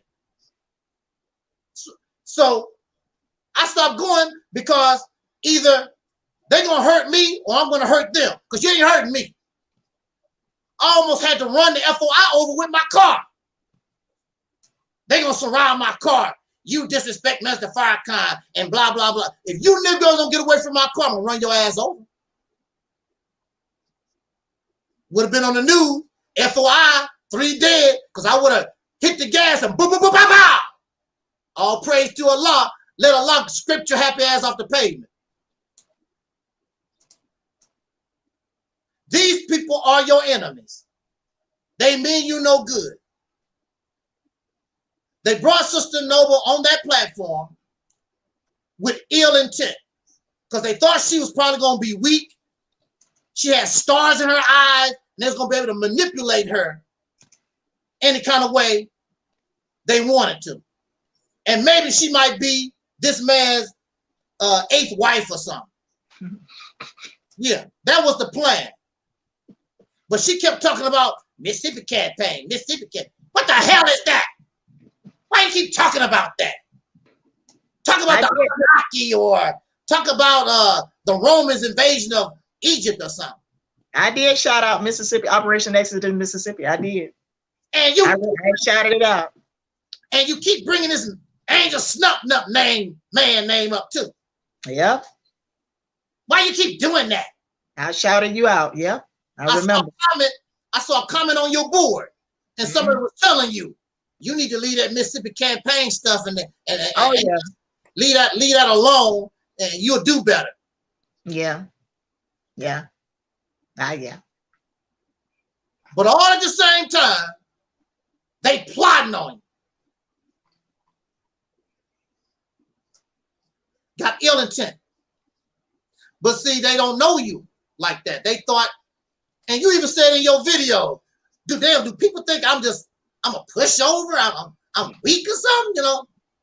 And they do that to me too. They think, a lot of folks think that I'm a pushover because I try to be kind with people. And they take your weakness for kindness, your kindness for weakness. And so they think that they can push you over or whatever. I'm the wrong one to try to make a slave. I'm the wrong one because I'm gonna get you off. It ain't happening. I can't do it. Slavery is over with. We don't do the slave thing here. And I'm gonna be real with you. I'm gonna be real with you. If, you know, I think anybody that allows us to speak on their platform, but I'm not your slave. I'm supposed to be talking about the Mississippi campaign, and let's do it. What you procrastinating for? Let's do it. No, you want entertainment for your channel. That's what you want. You want entertainment for your channel. You want a beef. Let's talk about the Nation of Islam. Let's talk about Umar Johnson. Let's talk everything about getting the hell out of this damn jail once and for all. You talk about everything. Do you know why? I'm going to say this, we're going to be out of here.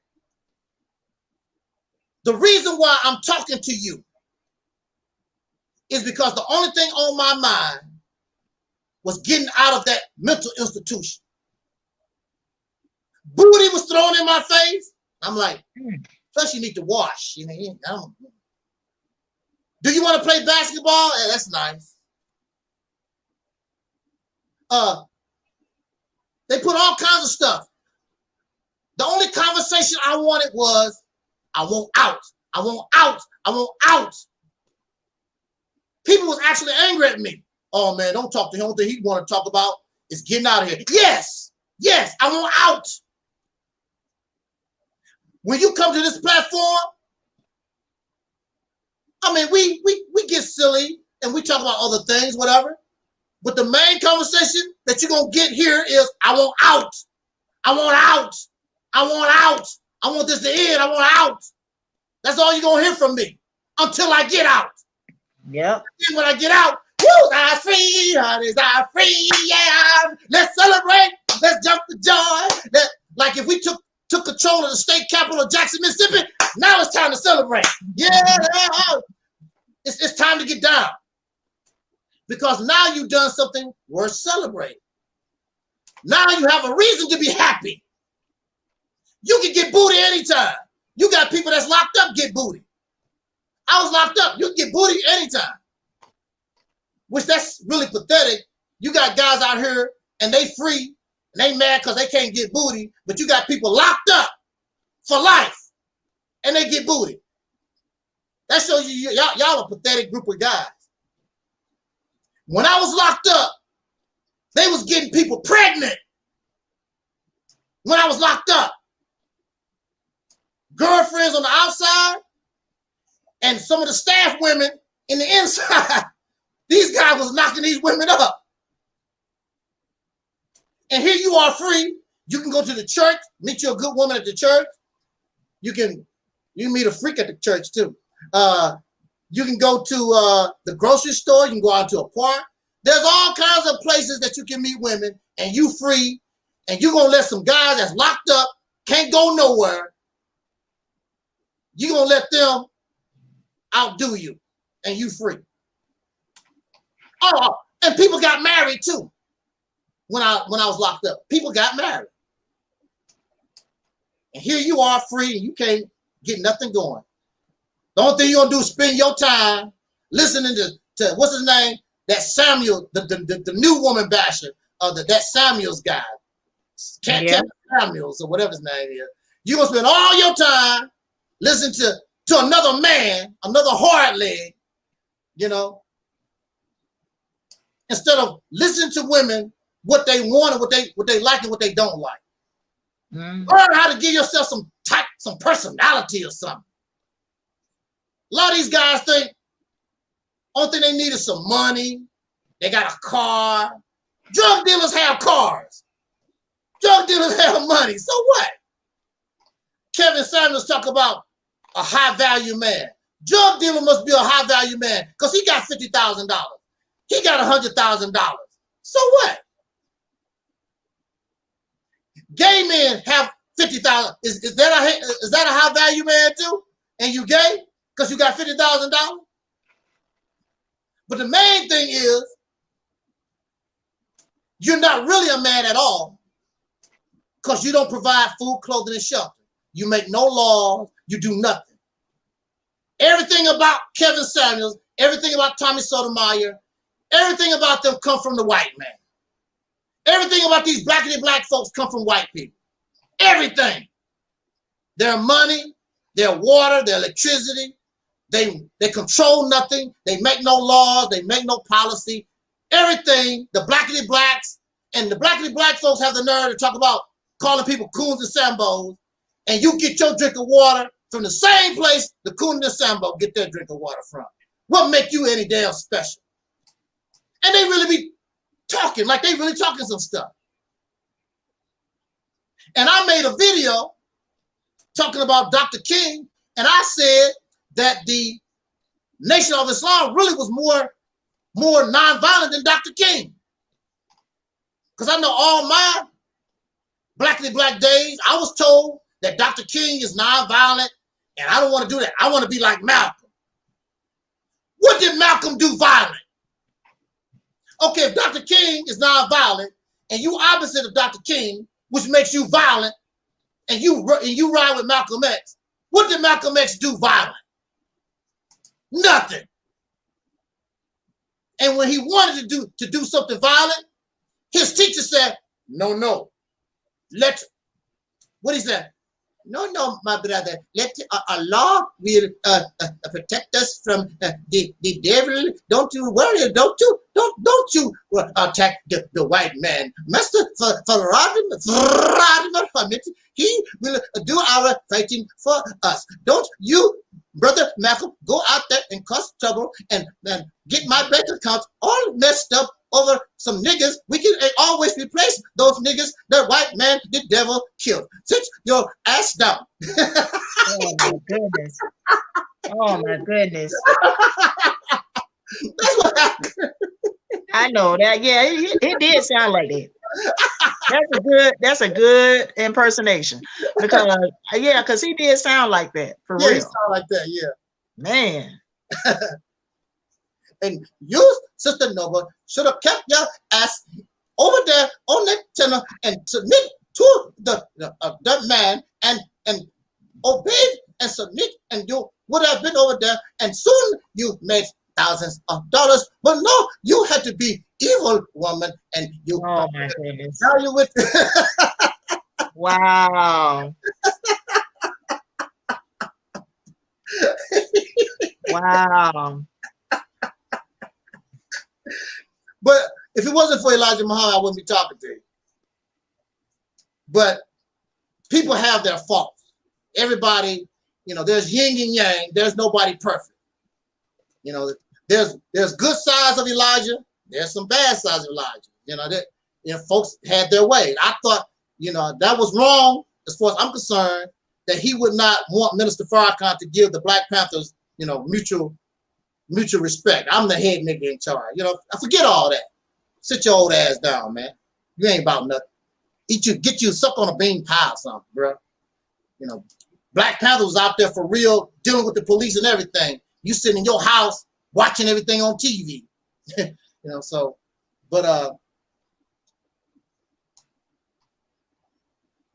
We are in an uphill battle, brothers and sisters. And when you come to this channel, woo, we got a fight on our hands. We got to fight this Peckerwood, and we got to fight these Negroes too. We got 2 COINTEL pros to deal with. Because I don't know who really is with me and who's not, really. And even Brother Marie said, hey, I was talking, and all these guys was, yeah, we going to Mississippi. Yeah, Marie. Then when they finally got the strategy together and they actually decide we going to buy property and go to Mississippi, all those people are like, yeah, Marie, and they start backing off. Backing off. They're not in Mississippi with Marie's fake ass folks. Mm-hmm. So, but that's just how it is dealing with the so-called Negro. Yeah. And I will continue to do whatever I can to help us because I enjoy what I do. Not necessarily because you're listening or anything, because I enjoy this. And if you really want to help yourself, I'll be happy to help us. But at the same time, I understand that all stories don't have a happy ending. And just like Sister Noble always say, we're looking at extinction. And we think that cannot happen. We're not the first people that went extinct. There's a lot of people on this planet. There was over 700 Native American tribes in this country. Where they at? You think people can't go extinct? You think you can't go extinct?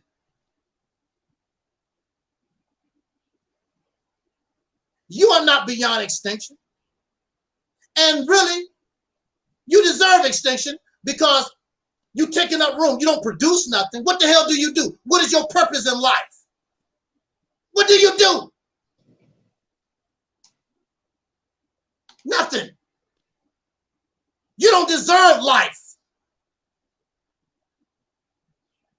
You produce nothing. You provide nothing.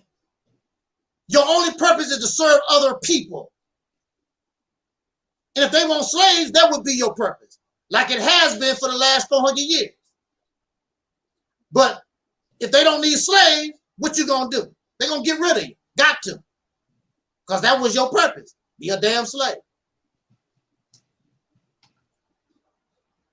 Time is running out. Time waits for no one. I always talk to these folks and they think they have all the time in the world to get it right. No, you don't. It's like a car. When you get in the skid, you only have a few seconds to get that car under control to get out of that skid. If you wait too late, it's over. You're just gonna have to, wherever that car ends up, that's where you're going. You can't get it back. So we are in a skid. Once it get to the point where you can't get it back under control, it's over. You're just gonna have to accept whatever happened to you. And it's gonna either be extinction or like Dr. Clark Anderson always said, we're gonna become a permanent underclass. You're done. And you deserve it because you had a chance to change things, but you arrogant. And that's another reason why I go hard on these blackity black, because they know it all and they puff their chest out and they think they know it all. You don't know a damn thing. Your fairy tale believing ass. Mr. Ankh, Garfield, and the rest of them suckers over there. I challenge all of you. Brother Muhammad was here on the platform and he said he would be my partner. The Mississippi campaign, we would debate any of y'all. And nobody blowing up my email. The only ones who would blow my email is some tiddlywinks, you know, nothing people. But these folks on these platforms with all the knowledge, they're not gonna mess with it because they don't have no knowledge. We will embarrass them. We will crush them. We will smash them. They will always be on the defensive, never on the offensive. They don't have nothing. Plus, they don't love you anyway. They're just showing off because they know that you're damn illiterate so that you can toss them some money. They don't know nothing. Nothing but a bunch of professional beggars. How many times have I asked you to donate to my Cash App, my GoFundMe here, or whatever? Now, that's not what it's about. About your liberation and about being free. All that nonsense is over. That's why they don't want to deal with Angel Snuffed Up 7. I dealt with all that, y'all, for 40-some years. I'm not impressed by none of this stuff. I've been there, done that. I'm trying to tell you. It's a road to nowhere. Don't be a loser like me. They took all my youth away from me. For nothing. I don't even have the energy that I need in order to really work the way I want to work. Because now I'm an old man. Don't let them do this to you. Hold these suckers accountable. That's the least you can do. Hold them accountable. If they make you a promise and tell you they can do whatever, make them show it. Show and prove. I'm not talking about 20 years. We want to see results now. If they can't, let them go. And come somewhere and give somebody else a chance. This stupid Nation of Islam piece of trash garbage person told me what have the Mississippi campaign done. Mississippi campaign is only 3 years old. That Nation of Islam garbage been around for 90 years. 90. Older than my grandfather. And you produce nothing. You done nothing. How you gonna compare something that's 90 years to something that's 3 years and you don't even help? I helped Nation of Islam for 10 of those 90 years. 9 of those 90 years. How long have you helped me? There's no comparison. Help me the way you did the Nation of Islam and let's see what will happen.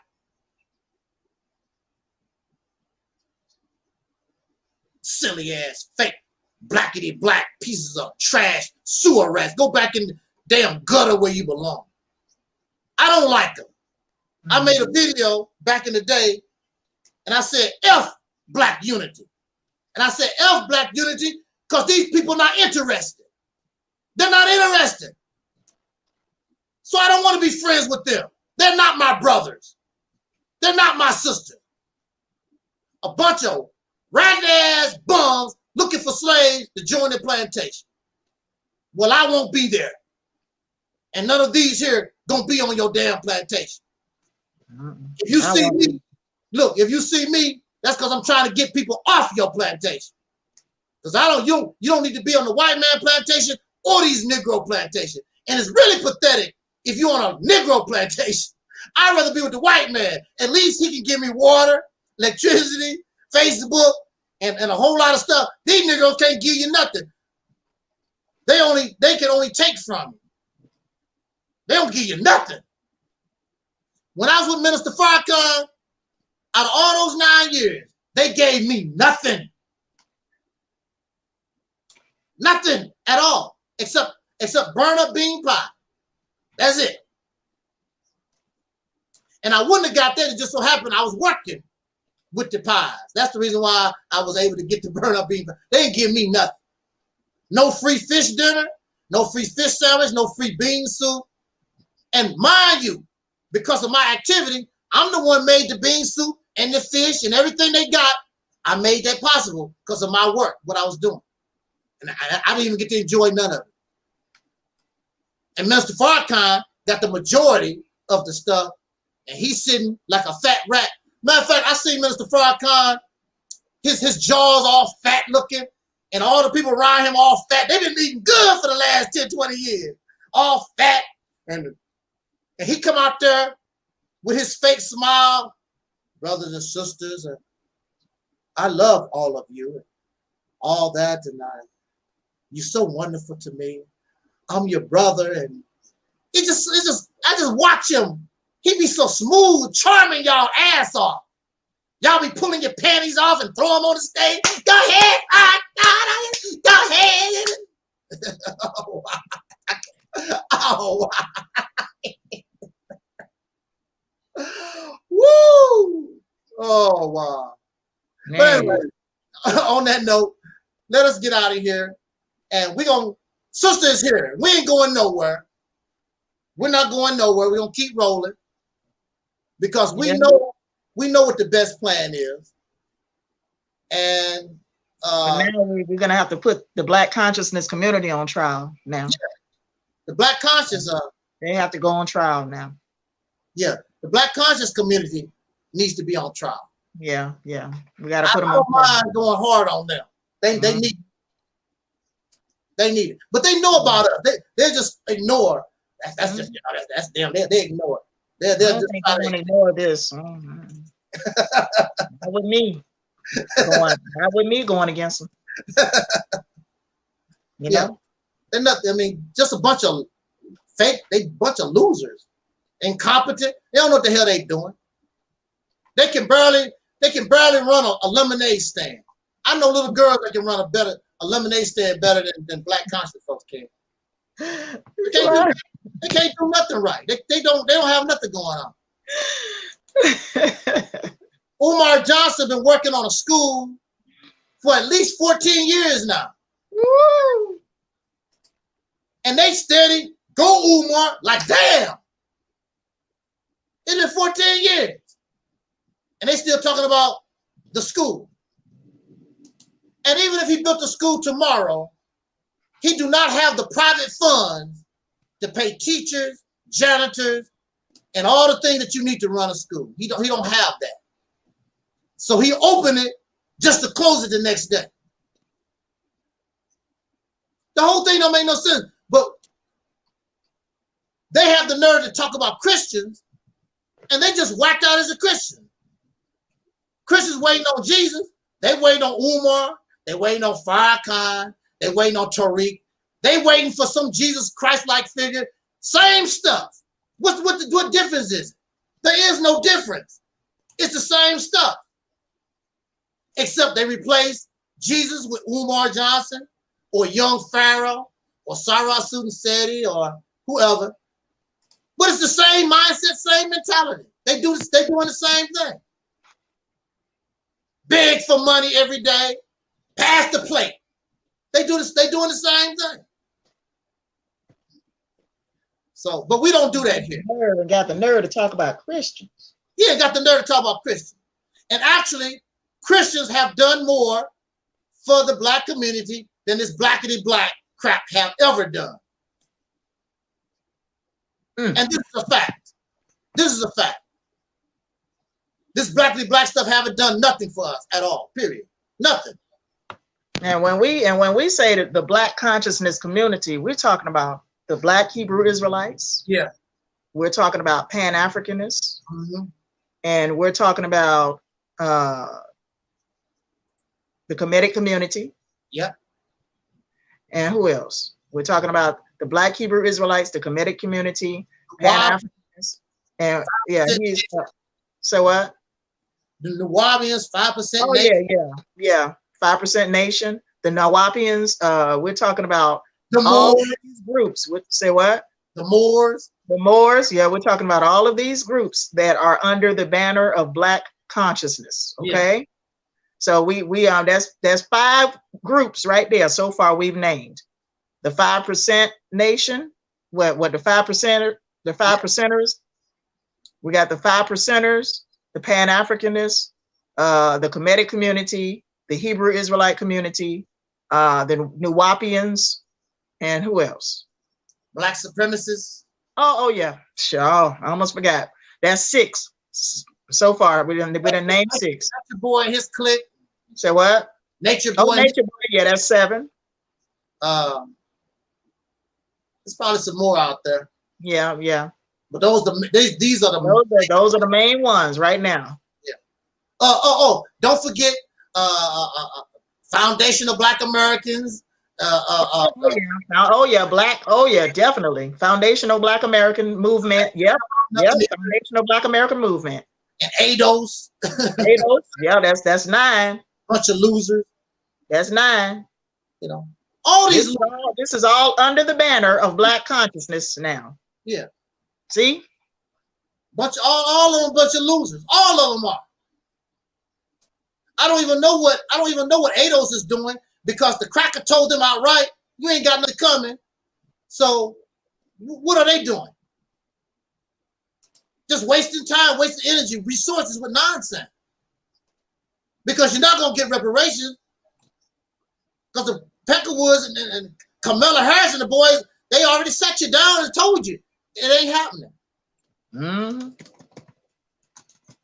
Well, Taalik don't give a damn, you know, just send me some money. You know, Taalik, he's just a money man. He don't care about all that stuff anyway, for real. Matter of fact, the only reason why there's Foundation of Black Americans, because he saw that was a way to make some ducats. And he stole that concept, from ADOS and put his twist on it. And now he's twisting a lot of money into his pocket so he can be in South America on the beach. Oh my goodness. And his wife Cookie laying there with a string between her ass, Oh Lord.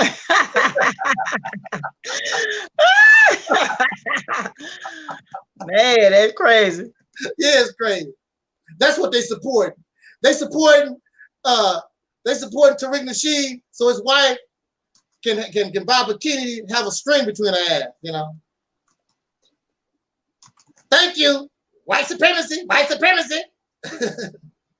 That's how they get him. Because he said white supremacy, but his wife is a biracial and all his employees is white. Taalik got it going on. He know he can make Negroes stupid, make Negroes look really, really stupid. And they right there. I remember, because he said he's supposed to be a ordained preacher. He had a video and he was doing the preacher thing and they was just giving him money, 25, 40, 50. I'm like, damn, his super chat and stuff was lit up. I'm like, damn, he's an ordained minister. Taalik will be anything you want. He's a singer. He can sing. Whatever Taalik can do that makes him some money, Taalik just the ultimate hustler. Ain't no shame in his game. He make movies. He make music. He got a fake ass movement, FBA, whatever it takes to put them dollars in his pocket because he know these Negroes is stupid. There you go. Yeah. There you go.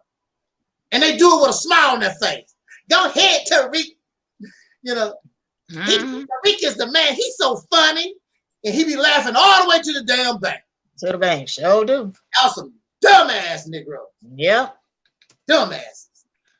So you keep your dumb ass away from me. I'm glad you don't come over here. Because I don't want nobody stupid like that around me. I really don't. I know. I really don't. I can't handle it. Mm-hmm. But on that note, 2 hours and a half, that's good enough. Yeah, that's good enough. And we said everything we had to say. Yeah. This train is still on the tracks. Y'all can talk about us behind our back. You can do whatever you want to. Yeah. But this glue is strong. Because this glue is real. Real, recognized real. See, you're not around when me and this sister have our personal talks or whatever. You ain't around. Sure ain't. You know, so, you know, you can't, you know, the only way you can do anything is put your little comments on or whatever and whatever. And like I told you, if you tell me about her, I'm going to tell her. So don't bring me nothing about her because I'm going to tell her, you told me. Yeah. So your best bet is to leave me the hell alone with that. Divisive ass folks. Yeah. You know? Don't want nobody, because you a loser. You want everybody else to be losers like y'all happy ass. Yep, yep. Because you losers. And then they get angry at me because I'm telling you, you're a loser because you know that's what you are. If you're a winner, show us how you won. It's simple as that. No, you're angry because you're a loser, but you want to pretend. You want people to pretend like you a winner. You're not. You're a loser. And you know, if you lose a game by 1 point, you're still a loser. You still lost. You're not a winner. The winner is the one who actually won the game.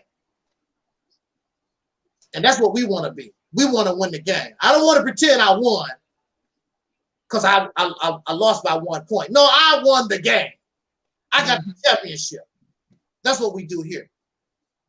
And the ultimate win is your liberation. The ultimate win is being able to take control of a state, and we make the laws. We make the policy. We can even change the monetary system. Whatever our imagination guides us to do, we can do it. We got the power to do it. Not reading out of a book. Not talking about shoulda, woulda, coulda. No, we actually doing it. So when I talk, I'm not talking about shoulda, woulda, coulda. No, we are doing it.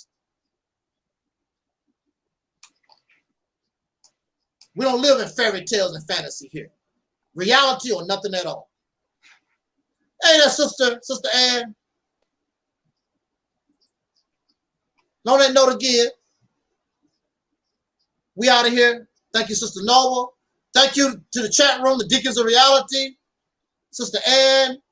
What's that other brother name? He changed his Sister Ann came in late. Yeah. I'm gonna need Sister Ann to look at this video because I don't have the energy to explain everything to her. So I'm gonna need her to go back and look at this video because I got to go down here and get something to eat, and I'm going to bed tonight. I'm worn out. I'm still tired. Yeah. And I'm just going to bed tonight. You know, when I go down here and get something to eat, I'm gonna turn in for the night. That's what I'm gonna do. We can talk about it tomorrow, Sister Ann. Okay. Yeah. But I'm gonna need you to go back and watch this video because we'll talk about it, you know, later. Yeah. So, I ain't got the energy. Oh, yeah. That's all I had to say. Yeah, I'm good. So make sure that you if you haven't got it, get the sister's book. Sister Ann says she's getting married tomorrow. Oh. Well, good luck. Good luck, honey. She marrying the same guy. Oh. Oh, really?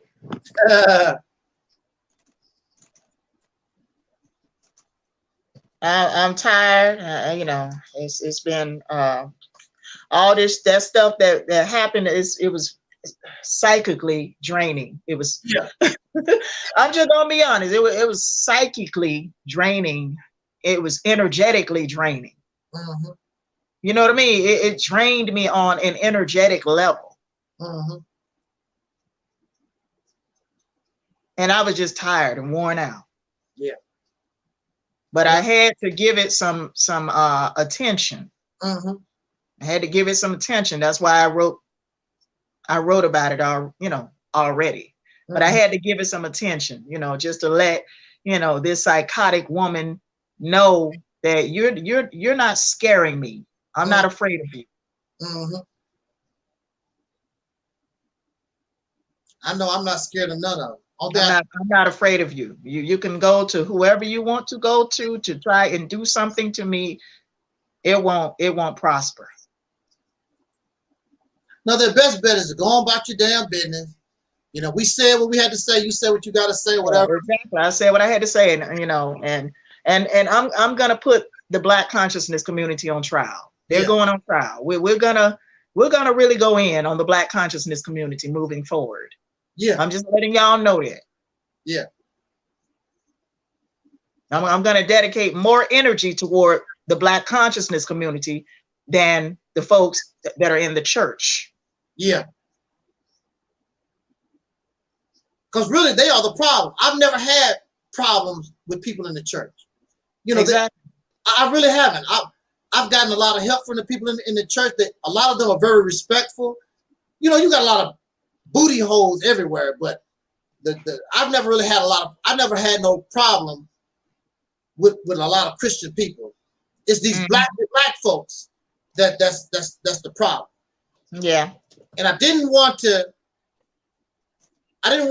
accept it at first, but then I just started looking at it, and I had to accept the reality of it. These people are problems here. They're the problem. They're the problem. And because they make Black liberation. First of all, it's not entertainment. They make it like it's entertaining. They're like the struggle is a show.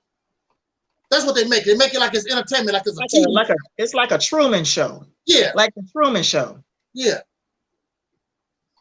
And that's why nobody's really taking nothing seriously. See, when I was locked up, they took me serious. There was no doubt. I want out of here. And these people talk about they want liberation. They talk about they want their own nation. But when you really look at them and their behaviors and their activity, they don't seem real to me. No. They don't seem real. It's just a ritual. It's just talk. Yeah. And see, I know that those kind of people because I live with those kind of people. People pretending they wanted to get out. Going through the ritual. Yeah. But when those Peckerwoods said, we're getting ready to let you out, they backtrack. They really don't want it. Yeah. Because they actually was comfortable getting 3 meals a day and living, that kind of life. They didn't really want to go to work. And actually, the reality also was that freedom scared them, actually. And one brother, there was no shame in his game. He told them Peckerwoods, they said, well, it's time for you to go. He said, I ain't going nowhere. I'm scared. He told them outright in their face. I was there. I heard him say it out of his mouth. He told them, I'm scared. I don't want to go. And see, these people are like that too. And see, I know the reality of it because I was. I'm not going to lie to you. I wanted to get out of that place, but actually I was scared. How? Because you got to answer yourself this. How I'm going to take care of myself? How I'm going to eat? Where I'm going to get my clothes from? I was locked up for 10 years. 10 years have gone by. I don't think there was cell phone. Yeah, we had cell phone, but it wasn't like the ones it was in 2007 when I got out. Because I went in 1997. I got out in 2007. Cell phones have changed a whole lot. Yep. At that time. Oh yeah, it surely had. 1997, 2007. Oh yeah. And they don't torn down buildings. They don't built buildings. The neighborhood don't even look the same no more. It's scary. Right. It's a scary thing. But the way I looked at it was, I want my freedom. I'm just gonna have to take my chance. Yeah. Yeah. Sink or swim. That was my attitude. Sink or swim. Because I can always go back to the crazy house. I can always go back. Believe me, They'll take me back. They're not gonna let you sit out there and just be homeless and messed up like that. I come back, boss, please, sir. Can I come back to the crazy house, sir? I have to take some medicine now, sir. These mosquitoes is really eating me up out here, sir. Can you? Oh, but I knew I could do better. I knew I could do better. I can't do it. Yeah. So on that note, for the third time, we getting ready to get out of here. And for myself, Sister Noble, send a shout out to Brother Taalik, Brother Maurice, Sister Ann, Sister Ingrid, Sister Karen, Brother Omar, and all those who support the Deacons of Reality, and all those who are listening, and all those who will be listening in the future. I thank you so much. Again, I don't mean to upset nobody. I don't mean to disrespect nobody, but we got to keep it real here. Keep it real or nothing at all. So in the words of Don Cornelius, as important, I wish us love, peace, and soul. And soul. Where's my little thing there? So we can get out of here.